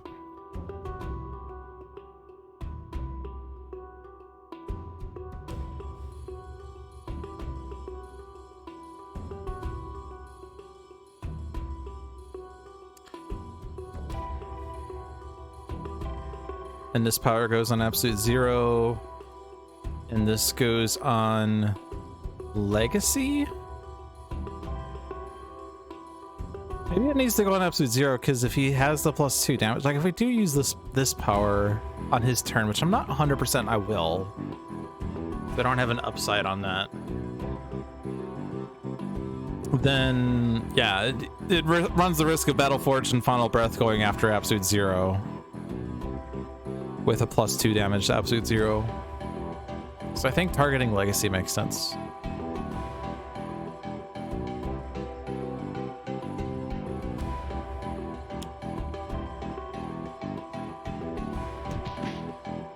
Ike Industrial is one of my favorite soundtracks, by the way.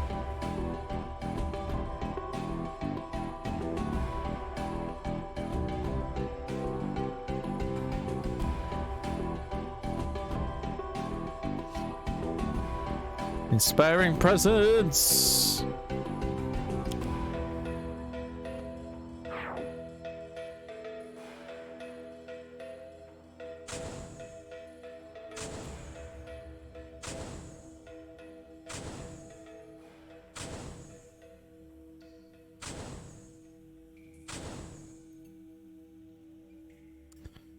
So currently knife is highest.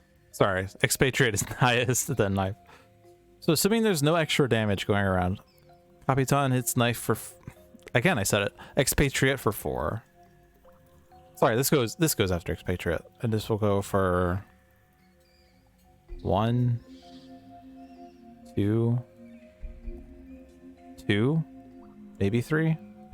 So it's expatriate at 25 or 24. Then this will go after knife for 4, puts her at 22. This hits the 2 that are the highest. Absolute 0 is actually 25. So this one would hit absolute 0 for 5. Puts him at 20.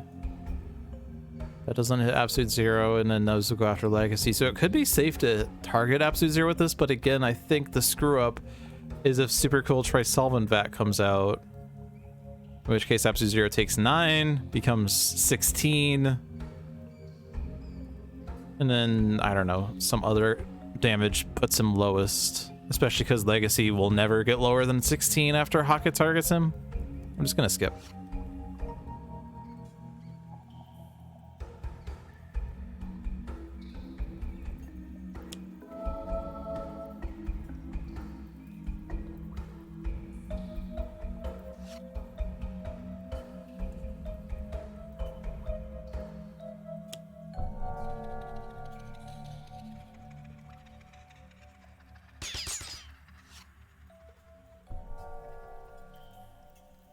All right, so I do think I do for the greater good.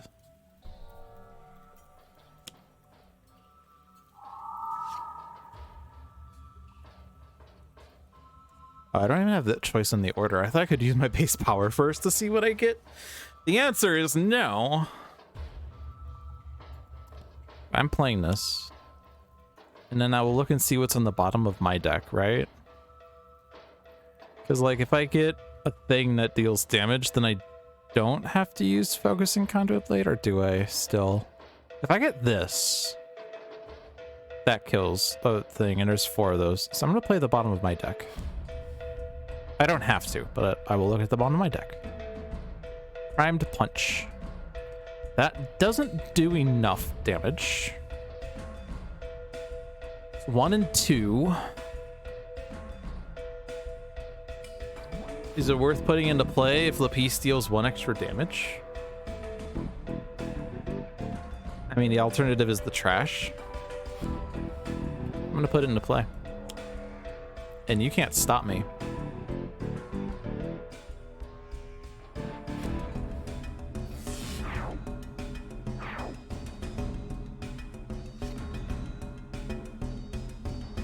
Infiltrate and obfuscate could be good. Ooh. The fabled card is here. I guess I could destroy this, because I want to keep the shotgun and keep Tomoko, right? Don't have a replacement Tomoko. I guess if we're going to be damage immune for a bit, we don't necessarily need Tomoko. Shotgun is pretty good. Although she could get a replacement gun very easily. But 5 damage with the vat is pretty good.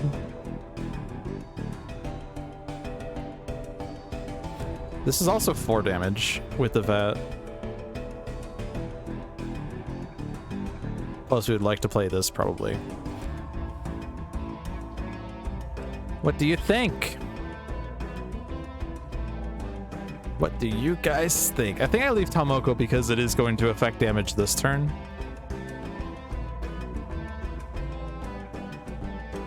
I'm going to get rid of the shotgun. Say I use the arsenal access and I get the submachine gun. I deal 2 damage to everyone. Or I just lose my entire setup. So, there you go. Order didn't matter.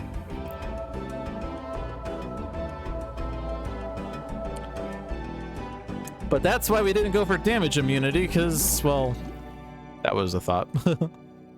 I mean, I say that like I knew that was going to happen. I didn't. But I'm sure that was probably why a lot of people are like, oh my god, this one-shot is set up terribly because John knew that you're going to go for damage immunity right out the gate. Rawr! Actually, I don't know if that's necessarily true, because if the ship was in play, the deck would have gotten shuffled, so who knows what the top card would have been. I could be playing a very different game than what everyone else to this point was playing, just because I destroyed the ship ASAP. So who knows? She is flipping. The good news about the flip, this is going to go off before this, right? Although I think someone said there might be a bug where this was going off first still.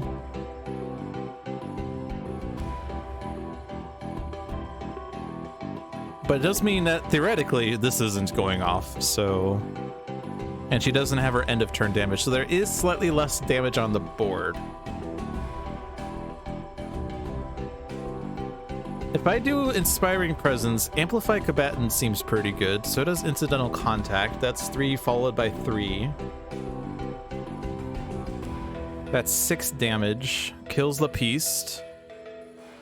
We do need to be careful because when she flips, the crew card with the highest HP in the trash is moved into play. So I put all this effort in to destroy Lapiste, and then we flip her. Lapiste comes back anyway.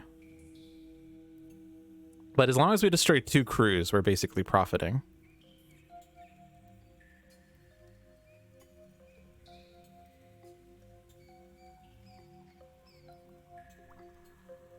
There is a possibility that True Shot gets destroyed depending on what this finds.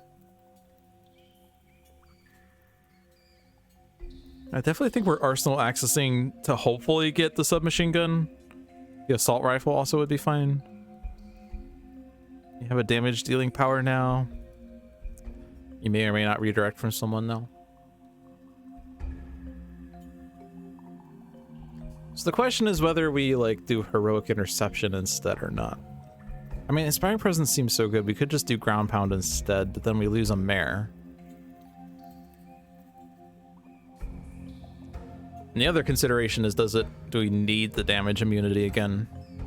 Like, we took a bunch of damage that turn, but we were always going to be taking damage because Kapitan was going to destroy all of the cards that were in play. But thankfully, we didn't do that. I think the secret to this is to, like, hold off on Heroic Interception and Ground Pound as long as possible. But not for so long that you die before you can play them.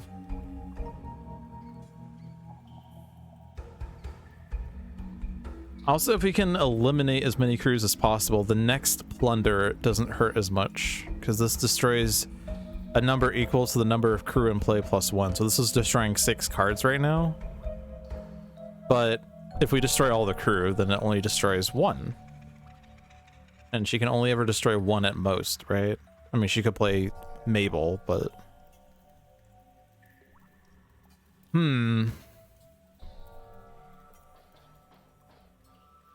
The other consideration is, where's my base power going?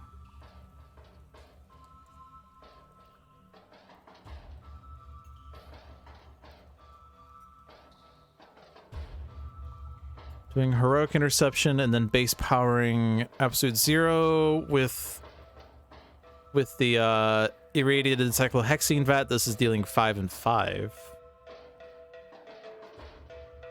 But we don't necessarily have a good follow-up other than Incidental Contact, which deals 6 and 6. Or sorry, 3 and 3 for 6 total. So that's 11. It does kill Battleforged and Final Breath if we wanted. Incidental Contact also kills the Piece. It is going to bring back Battleforged. Does he bring back the one with the highest HP? Yeah.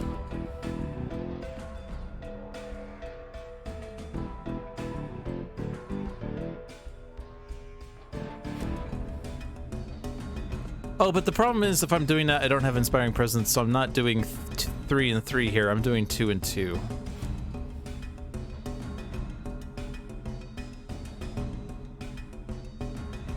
I don't know that doing this for 6 and 6 to myself is correct. Because if I do Inspiring Presence, actually it's even worse than that, because this is 1 plus 1 plus 1 plus 2 plus 2.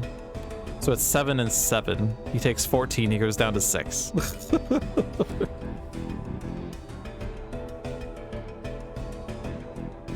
Or is it actually correct to do that?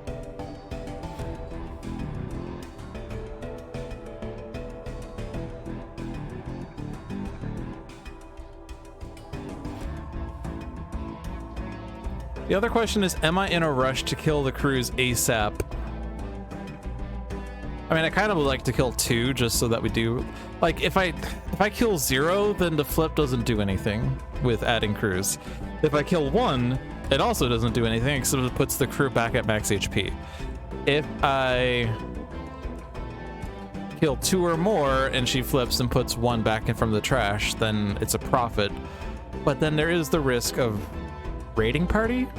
No, not that one. Motley crew, which will just put crews, like 3 crews from the trash. And so if I destroy like all 5, she puts 1 back, and then Motley crew puts 3 back. So it's like 4. So I guess the question is like, is it like the chances of Motley crew is 2 in 16, but slightly more than that because she can play extra cards, right? Like altogether now is an extra card play. Is that the only one? I guess it is. So it's a 2 in 16 that Motley crew is on the top of the deck. A 1 in 16 that altogether now is on top of the deck. And in that 1 in 16, it's a 2 in 15 that Motley crew is on top of the deck. So it's a 13% chance that she's playing Motley crew is what that means.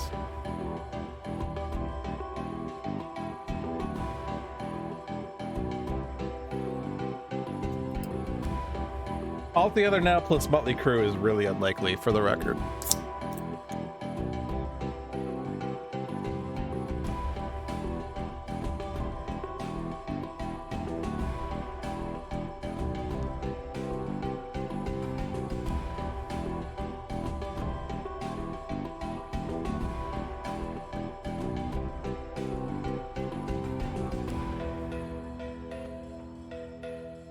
So if I want to take a chance,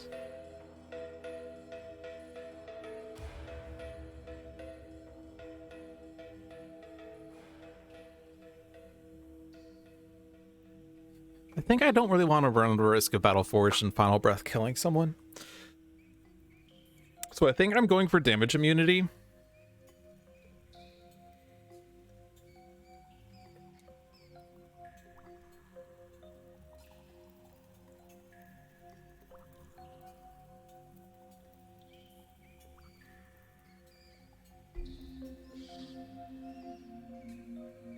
I think doing Heroic Interception is fine because we currently have the damage redirection from Legacy. It doesn't put Inspiring Presence right away, but I can use my base power on Absolute Zero this next round safely, quote unquote, unless we get the raiding party or plunder, which is a 1 in 16 times 1 in 16 times 2 in 50, 1 in 50. It's exceptionally unlikely, but it is possible. So if I do Heroic Interception, we don't take any damage. I use my base power on someone. I don't know where. It doesn't have to be Absolute Zero. Absolute Zero could do Null Point Calibration Unit. Oh, there's like actually no reason to play those because toxic damage, isn't it? I mean, we could just play them.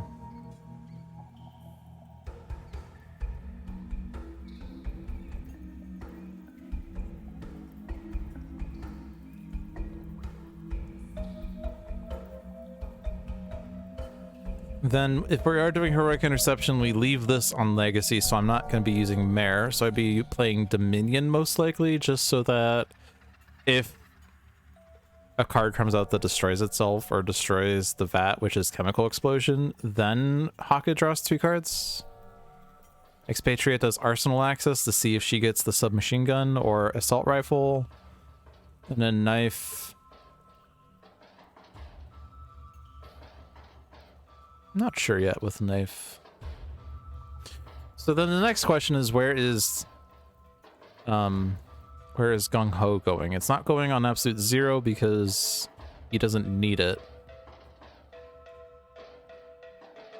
Because, I mean, like, we could spend it on Absolute Zero and then play Horfire, but then, like, that's the same as if we're playing Horfire next round. And I feel like it's a little better to save it for next round once we know, like, the situation there. Doing it on Haka is a waste because this will expire before anyone really takes any damage. Using on an Expatriate is a +1 damage that might not matter, so it's going to have to be on Knife. Which is fine, I just wanted to double check whether that was correct. Next question is, where does this go on? And the answer is Legacy, because that's what the spoiler said! I don't think so, though. Like, what if the bottom card of Legacy's deck is a Heroic Interception? And then I wasted time putting a Heroic Interception into play, you know? I always kind of just want to use it on Knife directly, but I don't know. I don't think I use it on Absolute Zero until we have the damage immunity, which if we're playing Heroic Interception, then we do. Because, like, Absolute Zero could play things that deal himself damage, right? Brass Boundary and stuff.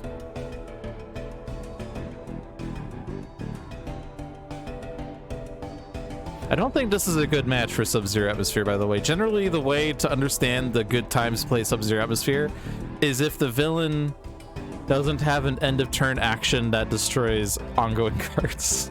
Or start of turn as well, really. Because if this gets destroyed at the start of turn / end of turn, then we'll make everything repeat, basically. So it's not really a good idea. It does mean that, like, if she plays the thing that brings the ship back, it wouldn't actually go off right away. But if it gets destroyed, then I don't know. If it gets destroyed by a start of turn, end of turn card play that turned into the start of turn, then she gets another end of turn card play. It's annoying. It could be fine to do it on Absolute Zero. Haka has a lot of cards that won't really do much. An early Savage Mana could be cool, but he can't really destroy the crews right now. A Rampage would be fine, because he won't actually take the damage, and he will kill the Beast with that. But if that happens, then I guess we do work towards killing off the other crews, because I guess commit to that bit. Expatriate is risky because it could be an ammo card, and it can't enter play. And Knife, well, I don't think there's really any bad things here with Knife.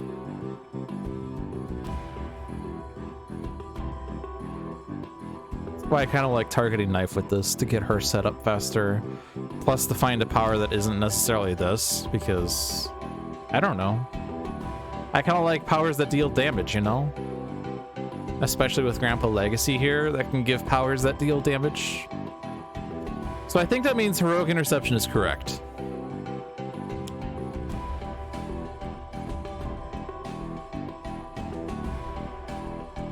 And then we said Knife gets the power. Did we use aim this last round? No, we used the shotgun.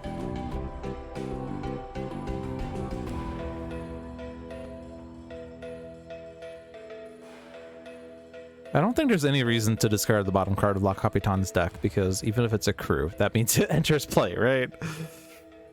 Like, we can't try to game the system with that crew, so I don't think Pike Industrial makes sense. I mean, Legacy is a good candidate in general, really, because, like, Takedown would be great. Legacy Ring is fantastic. Next Evolution with Lead from the Front is beautiful. Motivational Charge is hit points. I'm just worried about getting another Heroic Interception.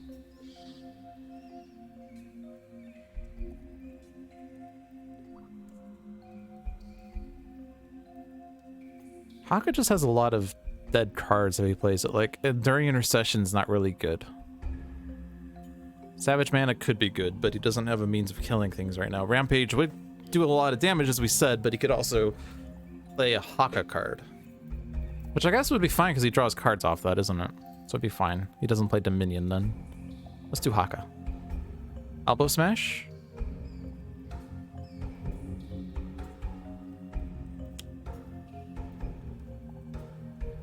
This doesn't go in True Shot. And when she flips, she's going to heal 3 HP. So basically, this is kind of going to be lost, except it can preserve some of the damage you've already done.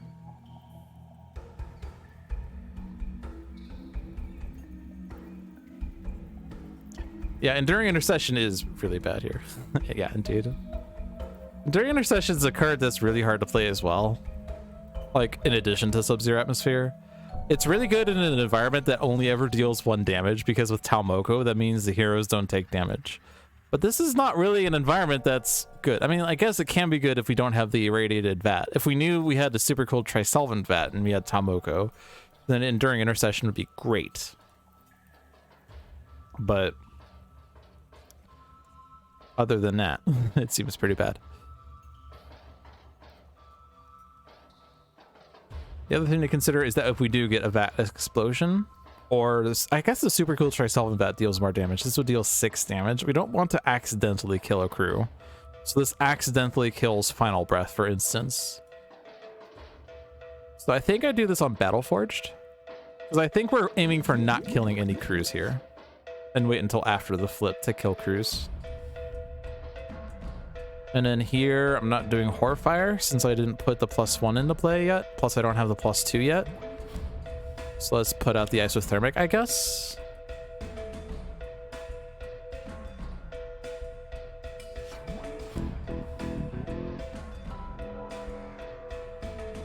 Okay, so we're using base power on Legacy since it's Heroic Interception that doesn't keep Legacy safe from damage.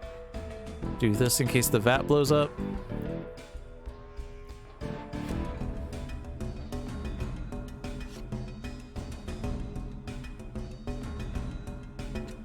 See what this is. Assault Rifle is really good.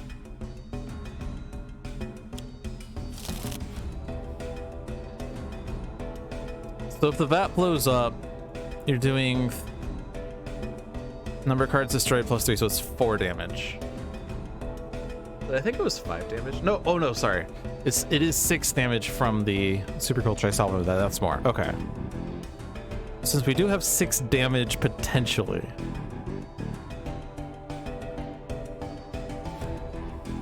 We can hit you safely. You're just gonna regain it back when Knife plays a card. You would die to the vat.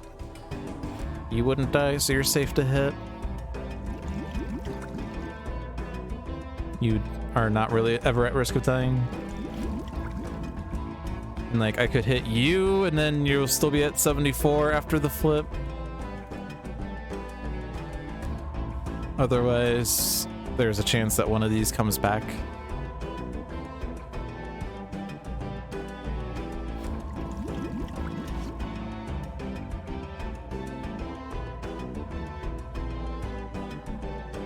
All right.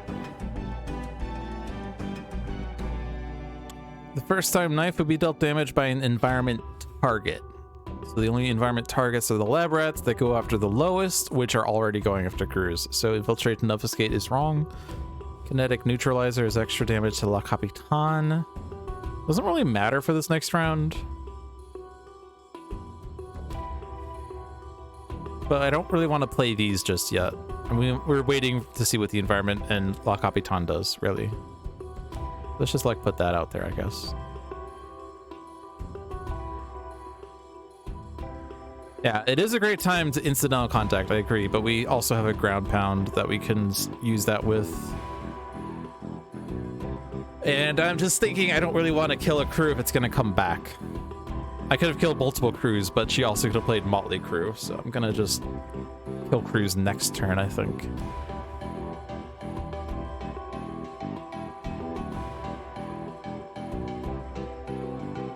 Oh, you are right. Never mind. Non-hero cards cannot deal damage. Fair enough. My bad. Still, I don't want to hit the crews. I'll just do Amplified Combatant or something. It's fine. Well, I'm not taking damage this point. I tried.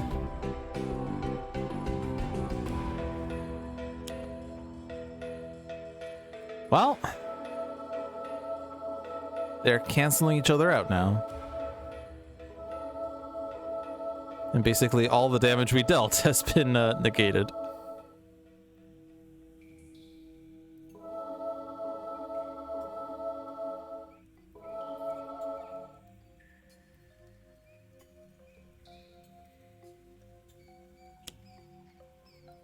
Also, the flip happened and she didn't destroy a card, so that did work correctly. Chip is out.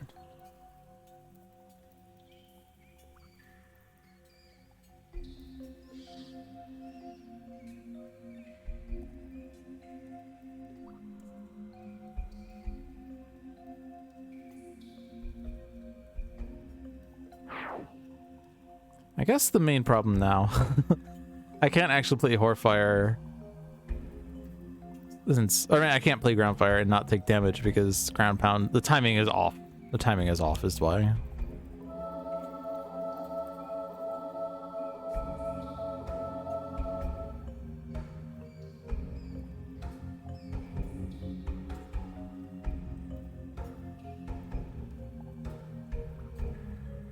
This is what 2 plus 1 plus 1 minus 1 plus 2. 2 plus, no, I think I already said that. 2 plus 2 is 4, plus 1 is 5, plus 1 is 6, minus 1 is 5.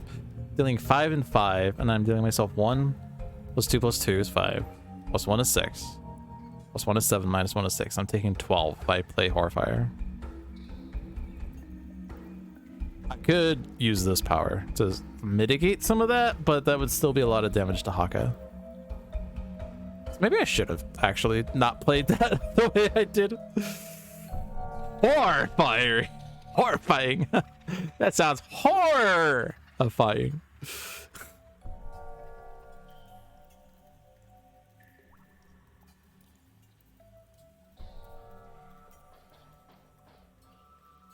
Could just use assault rifle.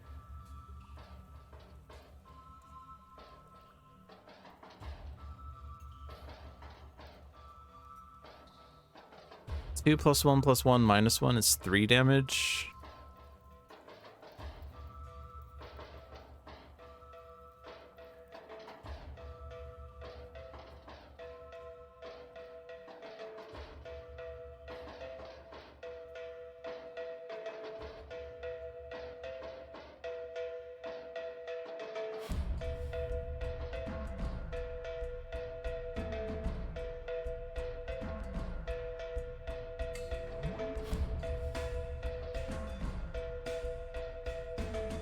This is kind of my main means of dealing damage, I guess.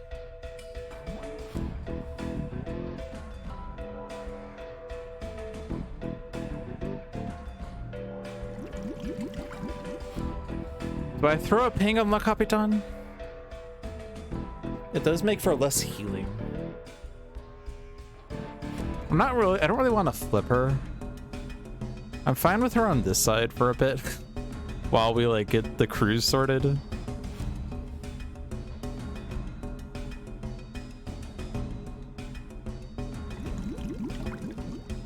I don't really want to throw 3 damage on her, you know what I mean?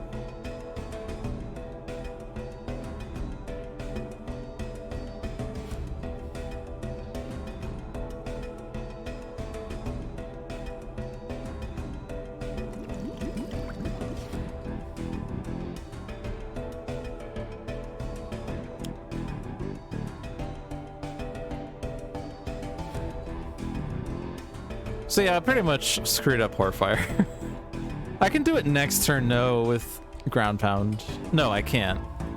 I can't do it next turn with Ground Pound. We just literally went over this. You idiot. Could base power absolute 0, I guess, this next round.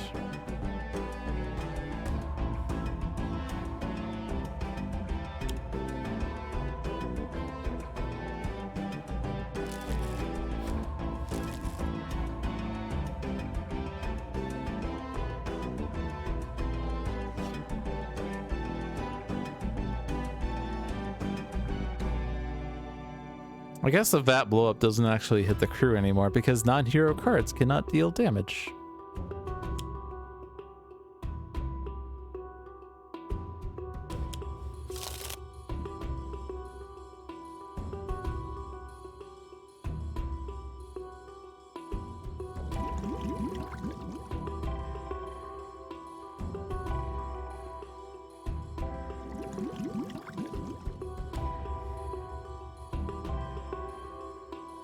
Yeah, I'll throw one there. Whatever. One less heal. It's fine.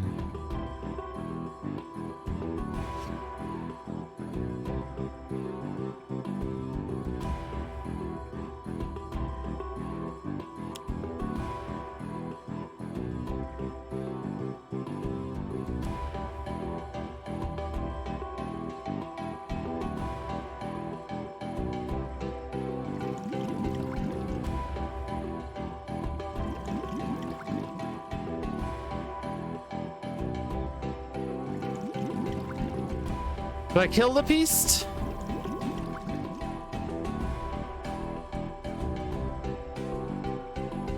It's mostly the motley crew that's like, if it brings the beast back, then it's like I wasted effort. I can't hit Kapitan with this, as it turns out, because then she'll have no cards under her and she'll flip. And I'm okay with that. And I'm not okay with that. See, that is a reference to someone. I'll hit Chip.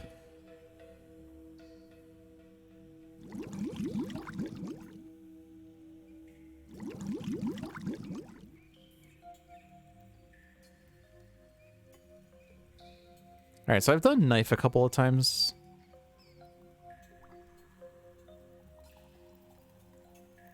I don't think it actually works that well for me.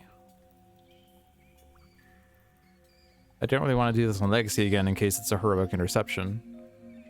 Absolute zero question mark? Screw it. Well, that redirects to Haka for 3 plus 2 plus 1 plus 1 minus 1. So 6. He takes 6, heals 1. He'll take 5.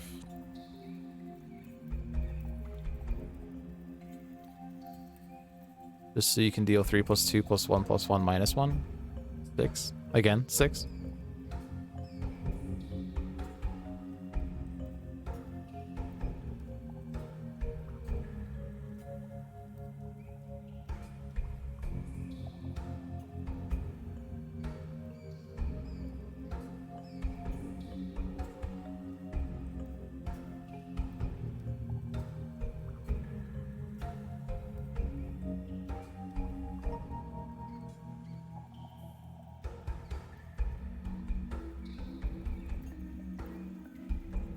See, the main problem is you don't have a means of keeping Haka alive.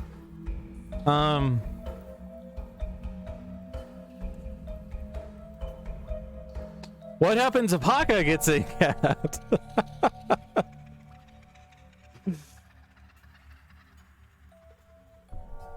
I guess we are regaining 1 off of that fat. Assuming it goes off. Again, I don't want to kill someone.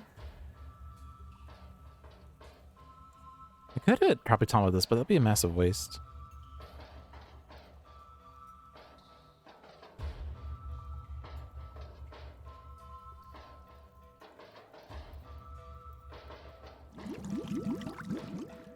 Like, they are going to be healing too, is the slight problem.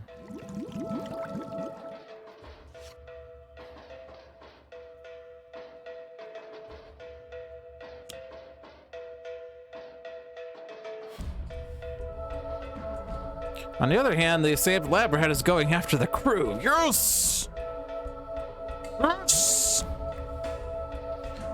On the other hand, they're not killing the crew, but yes! No, he's not, because, right, ground pound. Non-hero targets cannot deal damage. We talked about this. Not even targets, cards.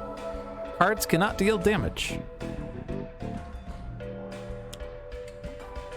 Hey! Suck it. I called it. Someone's gonna say I cheated because I knew exactly the deck order. No, I did not. This is exactly what I would do in a standard game. But thankfully, we didn't spend a lot of effort killing crew just for them to come back. Now there's 1 less motley crew in the deck. And that's really the secret, is figuring out, you know, what cards are going to bring cards back from the trash. And if they're existent, then don't put things in the trash.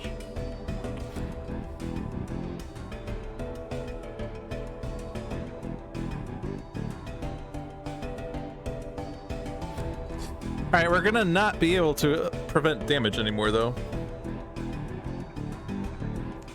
I don't think we're doing Violent Shivers. Does this... This draws a card. I can't do Horfire because that kills Haka.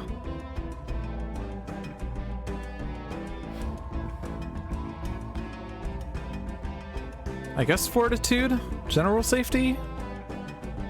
Who's using a power? I guess, again, the Assault Rifle. In this round, we put Cruise in the trash. I kind of want to do this, so Absolute Zero is not going to be using his base power, most likely. Unless I can come up with a reason why. Let's not forget that damage is toxic, so these aren't actually working right now. I could do lead from the front. I'd rather put Fortitude out first. Especially because we are going to do incidental contact, right? So I want that.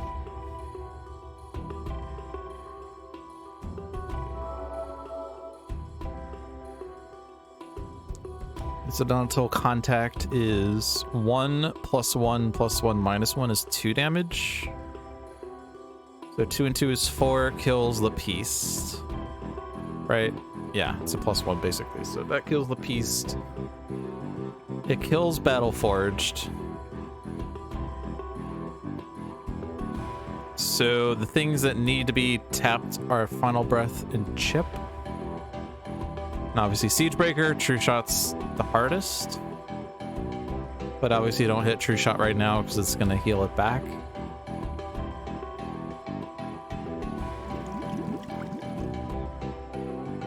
So I think since we do expect to do... Yeah, I think we'll hit Capitan here.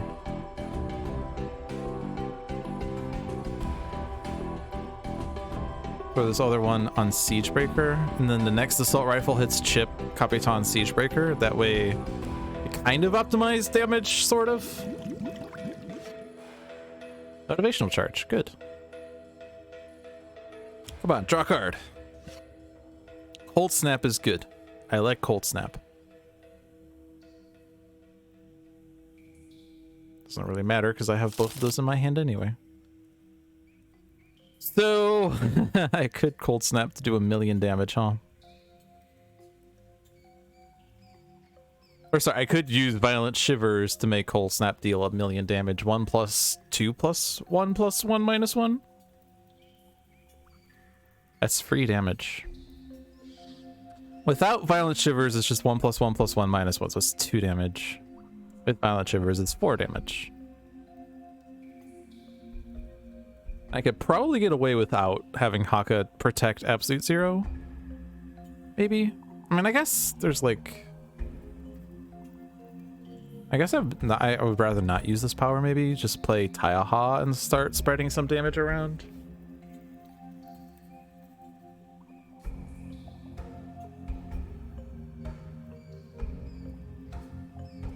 We do have the risk of the VAT coming out and dealing 1 1 and 1, which would be 3 3 and 3 to Absolute Zero.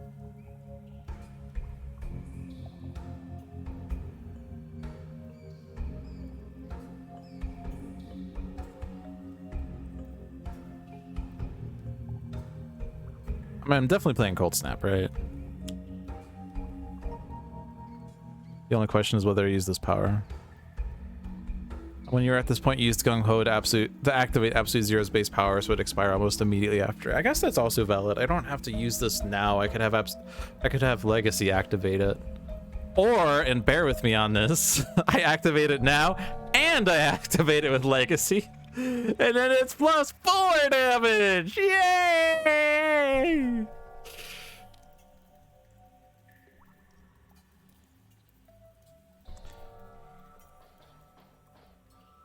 So I think the worst card that would be played by the environment is still the VAT, right? The super cooled VAT. Because the chemical explosion would destroy 2 cards, +3 is 5, +2 is 7, so that's 7 damage. If this VAT comes out, it's 1 + 2 3 times, so 3 times 3 is 9. So that'd deal 9 damage to Absolute Zero, puts him at 14. I don't know how many crew are going to be left, is the thing. She flips, so she is going to put a crew from the trash into play, and that's going to be Battle Forged again. Who's probably going to target Absolute Zero, most likely. Yeah. Maybe Haka. Haka's at 9, even if... And if there is the super cool Trisolvent Bat, then Haka's at 6. And Battle Forged hits him for 5. Oh. Which means we especially don't really want to redirect the damage from Absolute Zero, huh?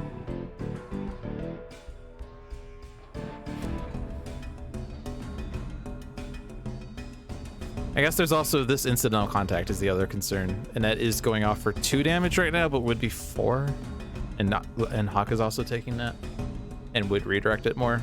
So I guess they don't then, since we are doing incidental contact. Impale could be good.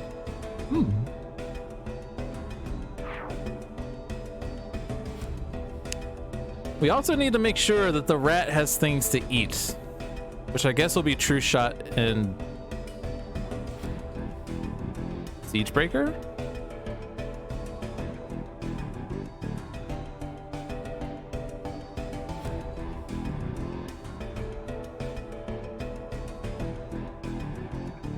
I mean, if the super cool Trisolvent Bat comes out, that kills the rat anyway. If the chemical explosion comes out, it kills the rat anyway, so I don't have to worry about those accidentally killing the crew.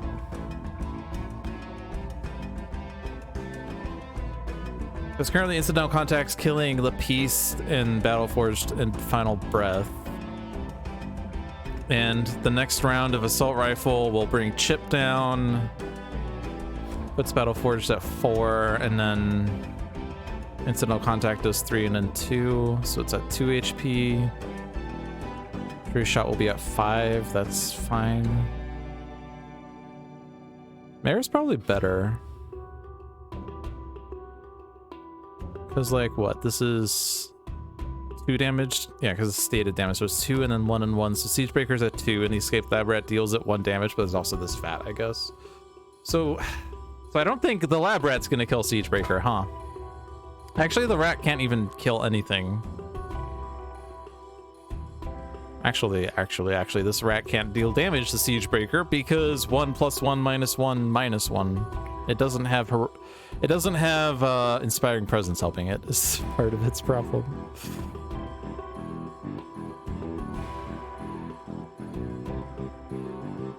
I guess we could just kill the rat instead then. So if I'm killing the rat, I would kill it with incidental contact.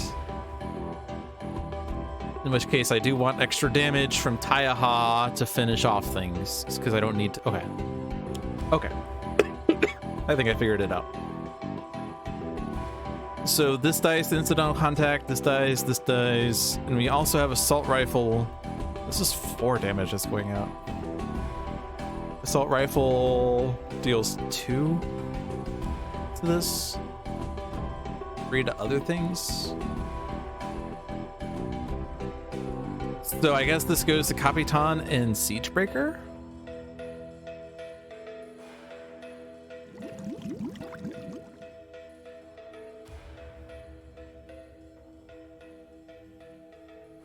Unless I don't play a card with Expatriate, which is actually valid. Because you don't have cards. In which case, I could just hit True Shot with this.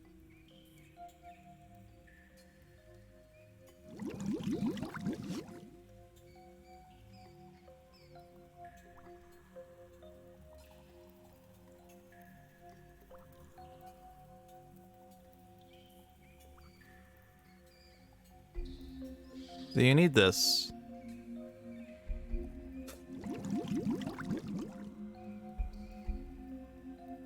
And you need this.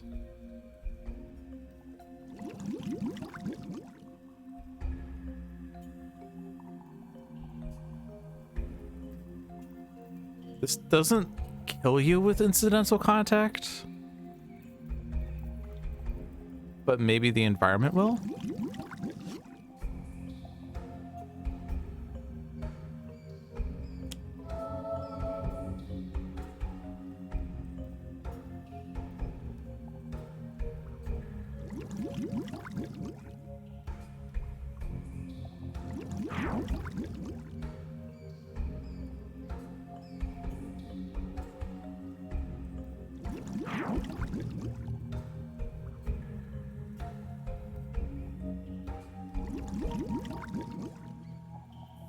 Or maybe this play will?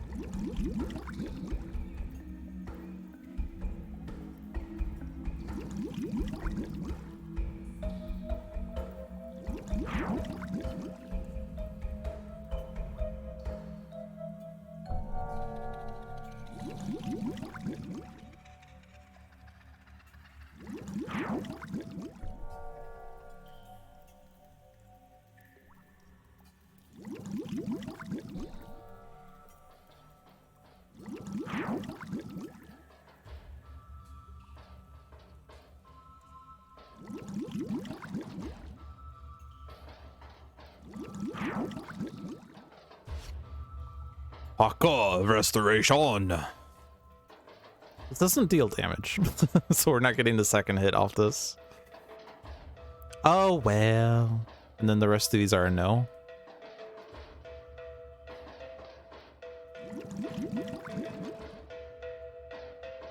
So I'll just tab the rest.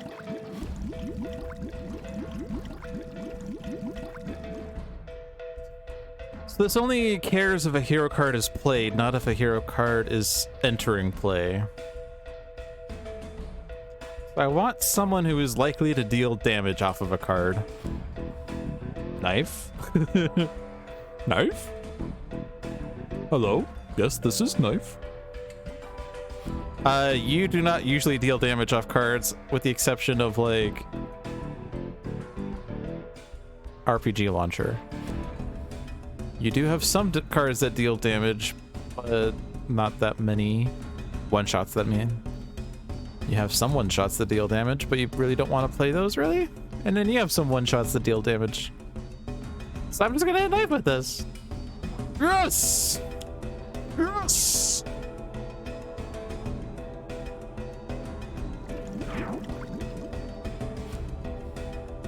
Oh, yeah, also challenge roll. Fun fact. Forgot about that. That's fine. I will accept that. Because it's also possible that the chemical explosion hits Capitan and redirects or something. Hey, it's a super cool choice solving vat, guys! Yay! This is like the one card I always hold tab down for because it sucks.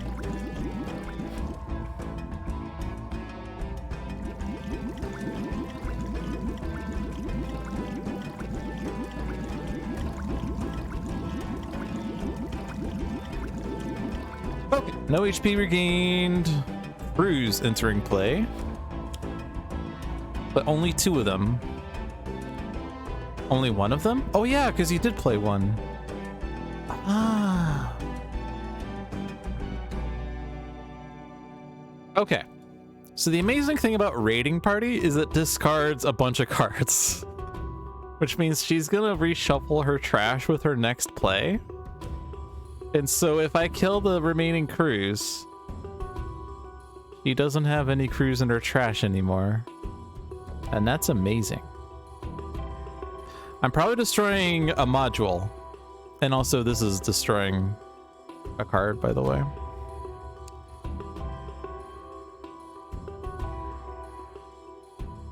Because damage is currently toxic and I can't use the modules. I only have 1. Oh, I do have 2 modules.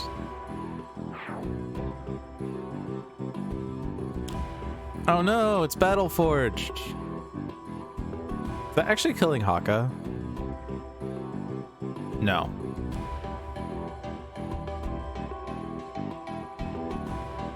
I think. Maybe?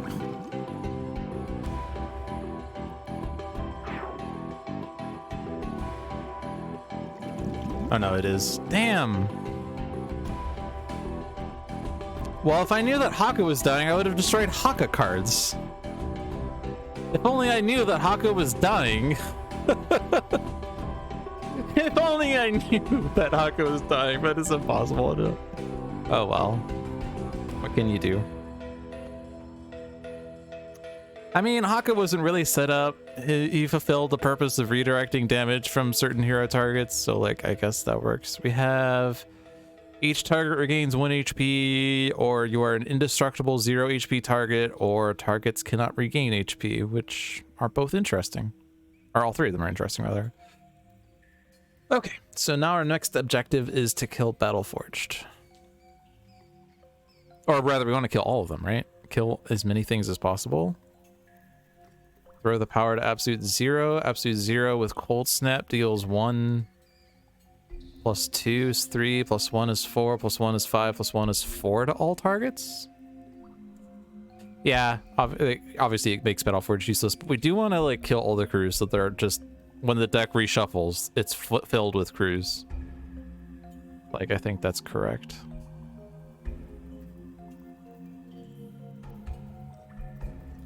Is lead from the front a good choice? With Fortitude, probably. I could also set up for Motivational Charge and Legacy Ring on subsequent turns. It's also valid. We don't know what she's gonna play. I'm just gonna do Motivational Charge. Yes, I know. But I don't take the damage. Haha.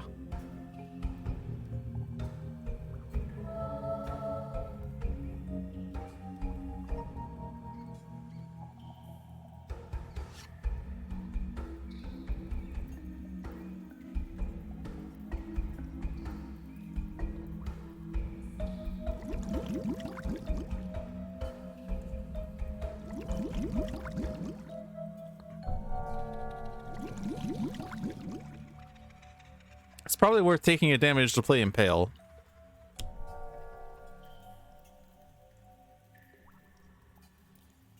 Oh, 3 damage. It's probably worth taking 3 damage to play Impale. Have I used Knife to play cards from the bottom of Legacy's deck yet, or am I not doing the thing out of some principle? Kind of. I'm kind of doing it because that was the only spoiler I had, was that someone spammed Knife's power on Legacy using Gung Ho and Knife's turn for that. And I just have not done that because, like, I don't need to. I'm guessing there's a next evolution down there. And being immune to toxic damage means the villains don't do anything, right?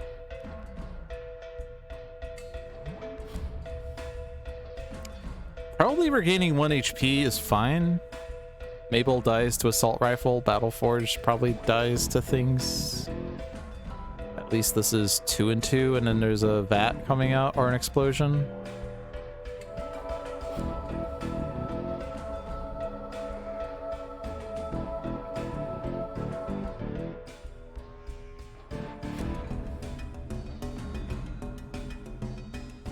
Is liquid nitrogen rounds worth 1 damage? Just basically -1 damage dealt by Capitan? I don't need it. But then you have it. She doesn't do that much damage, right? Like, she has her own damage at the end of turn, but like 4 -1 isn't really that much of a difference. I mean, the difference is 1. The difference is 1. Sure.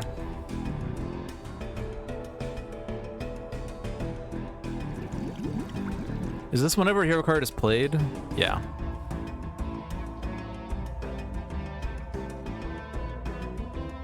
I can make it cold.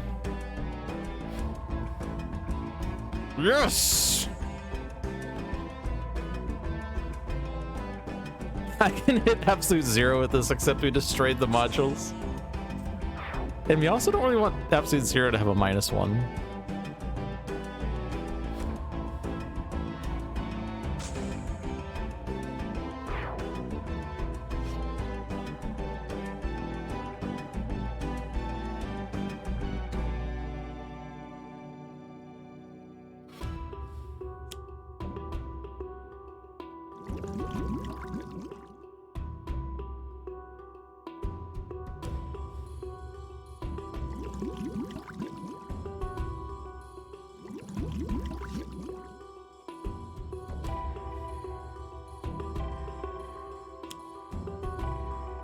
Well, it's a lab rat that's eating us. Nom nom. Actually, no, it doesn't hurt us. Never mind. Yay!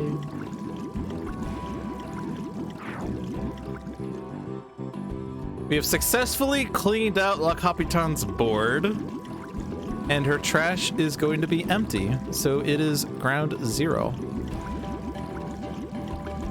Except Haka died, but details. And yeah, we have to destroy a card. Prejudice.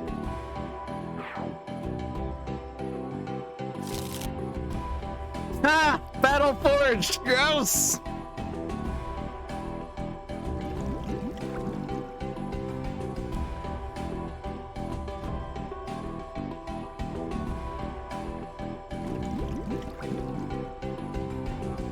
But now I have the ring.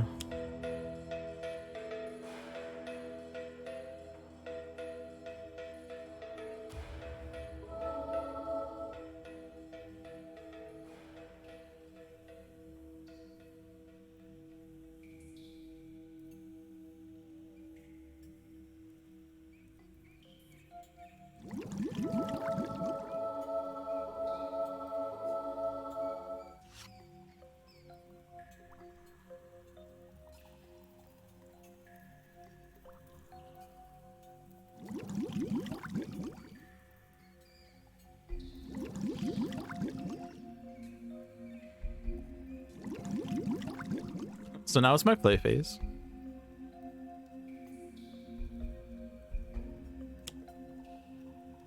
Oh, again, violent shivers. No. Don't do that.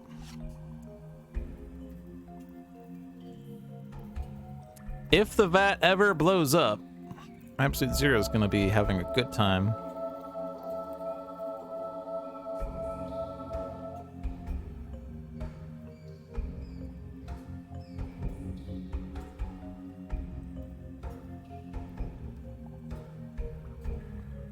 Oh, I could have hit Absolute Zero again with the cold. Except they played the wrong one!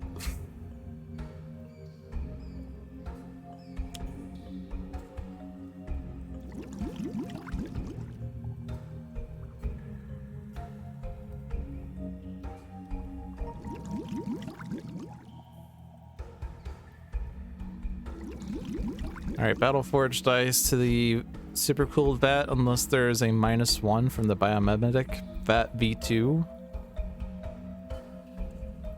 Oh, interesting. You can use this to take out cards from underneath La Capitan on her flip side. And since she doesn't actually deal damage this way, this card doesn't get destroyed. That's amazing. That is amazing. Hey, my kinetic neutralizer is going to do something.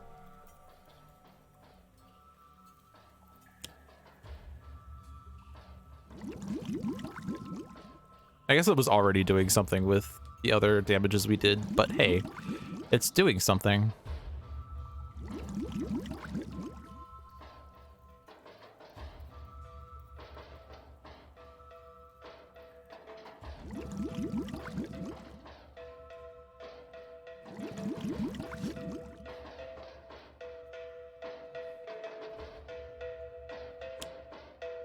There it is.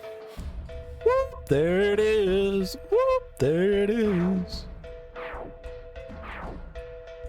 Does it kill us? I don't think so. Flak jacket, yes!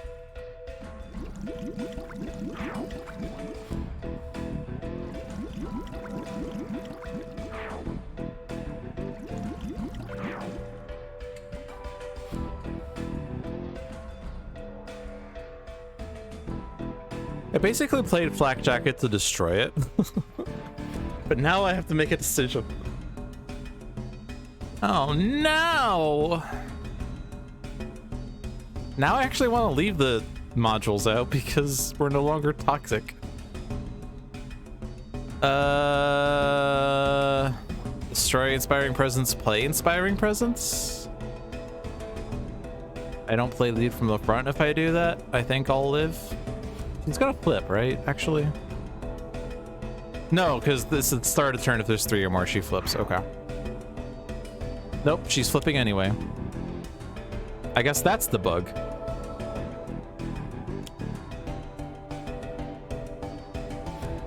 And now we're getting a bunch of cards under her.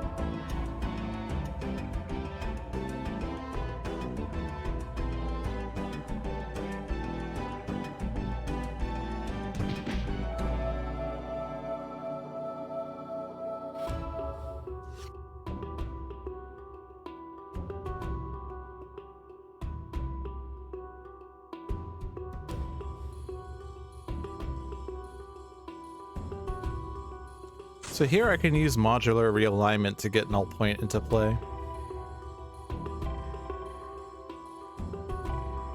And that way I have this active, damage is not toxic, so I deal myself 5 fire damage and 5 cold damage. I don't think I need that to actually hit Battleforged. I could just heal 1,000,000 though. If I wanted. Because like I can't really hit Capitan with it anyway. Battleforged will die to Assault Rifle and Primed Punch or something like that.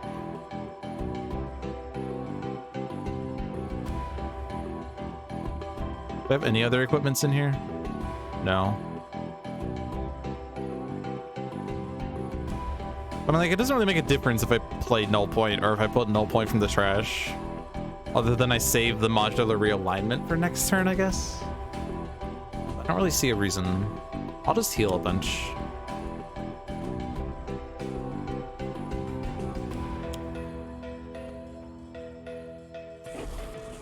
Also 6, basically. Or actually. But now it's 11! Swingy, swingy. I think now I can actually use my base power safely. I can't die. And now that toxic damage is not the norm, I can actually do stuff. I should now make targets not able to regain HP so that Absolute Zero can't do a thing. Ever. Always and forever. I don't think liquid nitrogen rounds does anything. I'll play the submachine gun. And then you have it.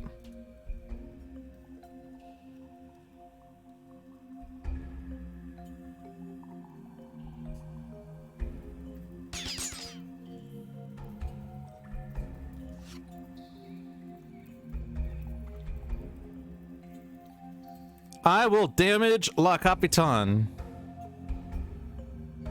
Oh no, I didn't actually deal damage, so this card's not destroyed. That is so amusing, honestly.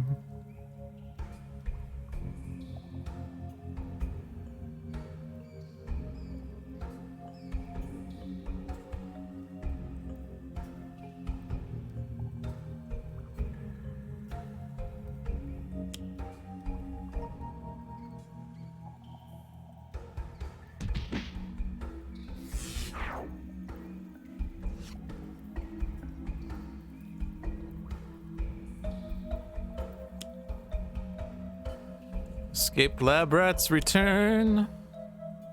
And they also have a +1. That poses slight problems for Legacy, huh?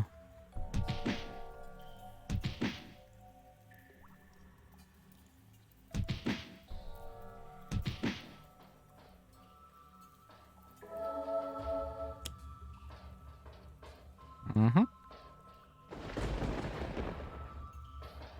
Great turn. Great turn. All right, danger sense seems correct with the lab rats here.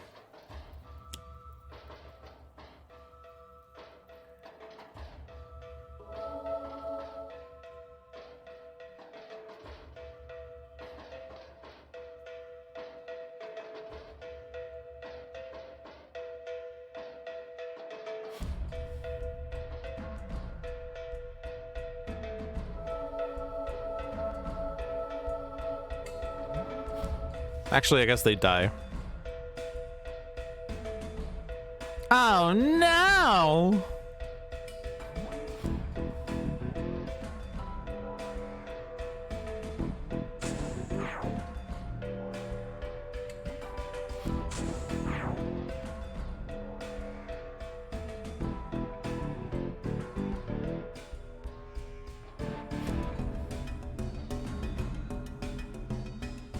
Do I hit myself for the fire? I think so. Oh. Just redirects to absolute zero.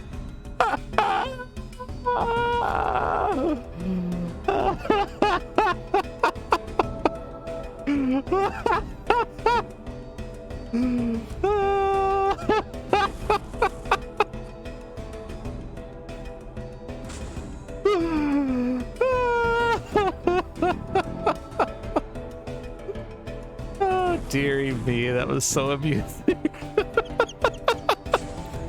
Well, Kapitan's like, I'm gonna redirect damage to absolute zero, and absolute zero's like, actually, I regain HP, thank you very much.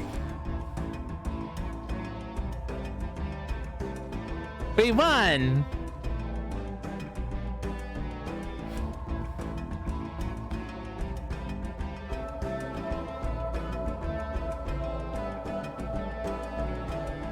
And I never used life's power on Legacy. Deal with it.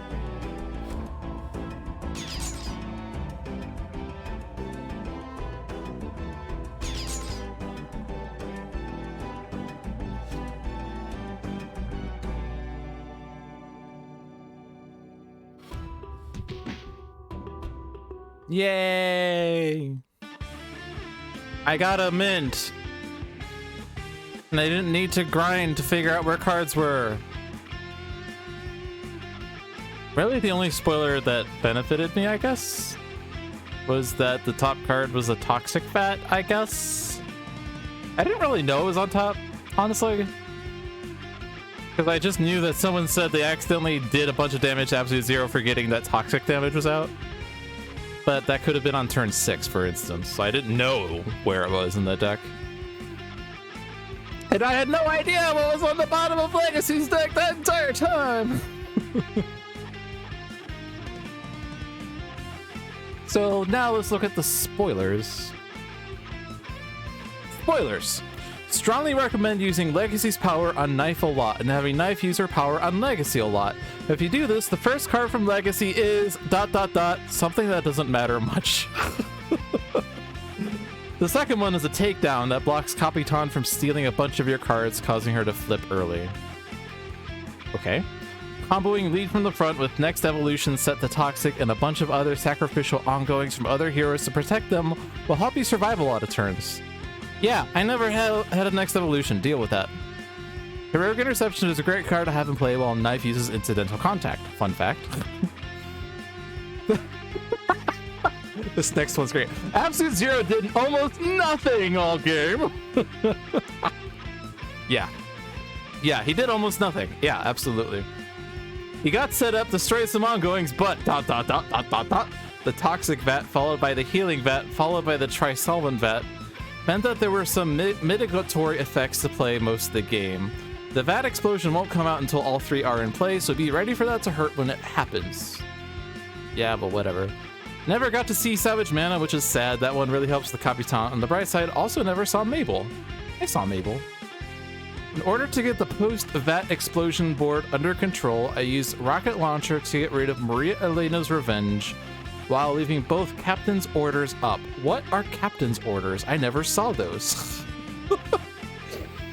With next evolution set to melee, I also skipped some plays to allow damage to pile up on True Shot. Saving the ground pounds until you're approaching endgame is helpful. I think the second half of the spoilers did not actually get seen. So let me summarize what I did. I destroyed La Farda Hot Magnifica on turn 1, which meant she never shuffled her trash into her deck, which meant that I didn't get the order of cards that you guys got. And I guess that was my secret. But, like, that's not a future knowledge thing. That's a... This is from experience. I destroyed La Farda Hot Magnifica ASAP.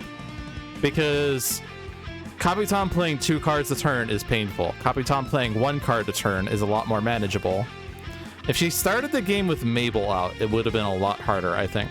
Because if she plays 3 cards a turn, it's really difficult. And when she did get Mabel out, we destroyed her immediately because we got her set up. Or we got all set up. What do you mean F-Zero did nothing all game? Are you not entertained? To be fair, did Cold Snap come from a bottom card play? No, I think that was from hand, right?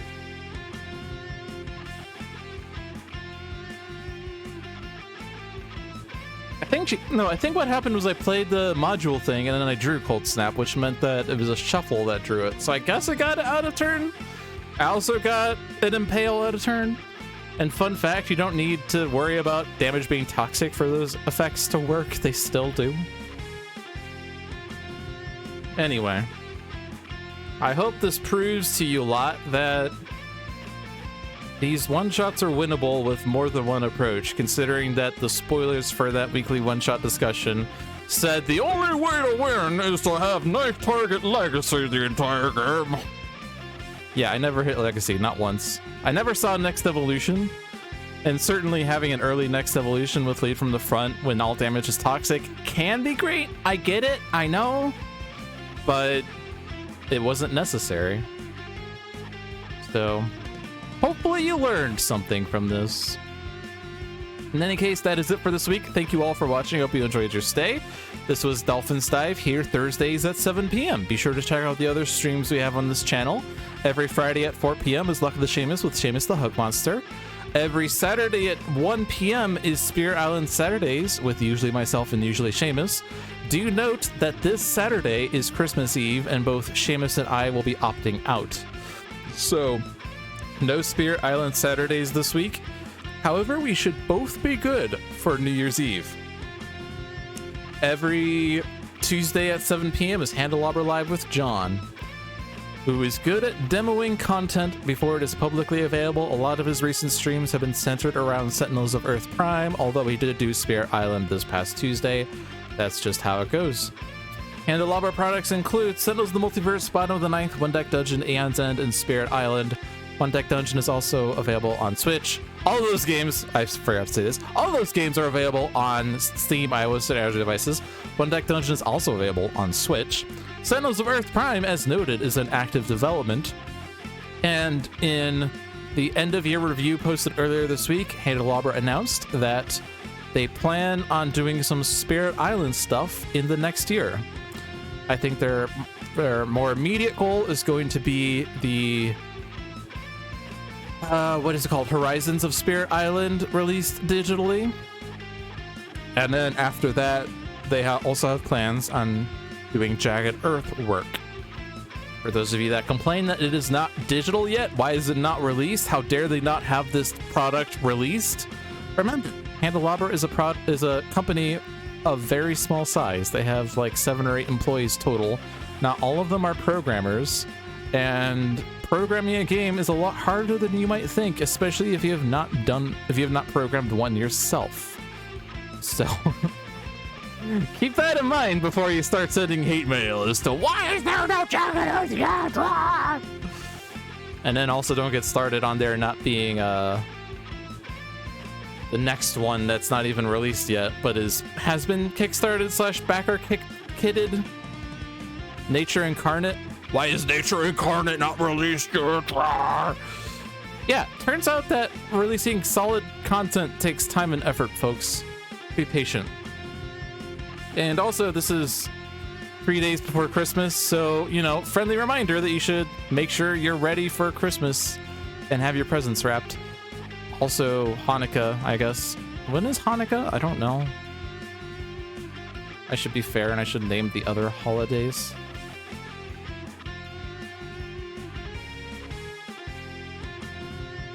Hanukkah began Sunday, December 18, ends Monday, December 26. So happy Hanukkah to those who follow the Jewish faith. And then there's also Kwanzaa.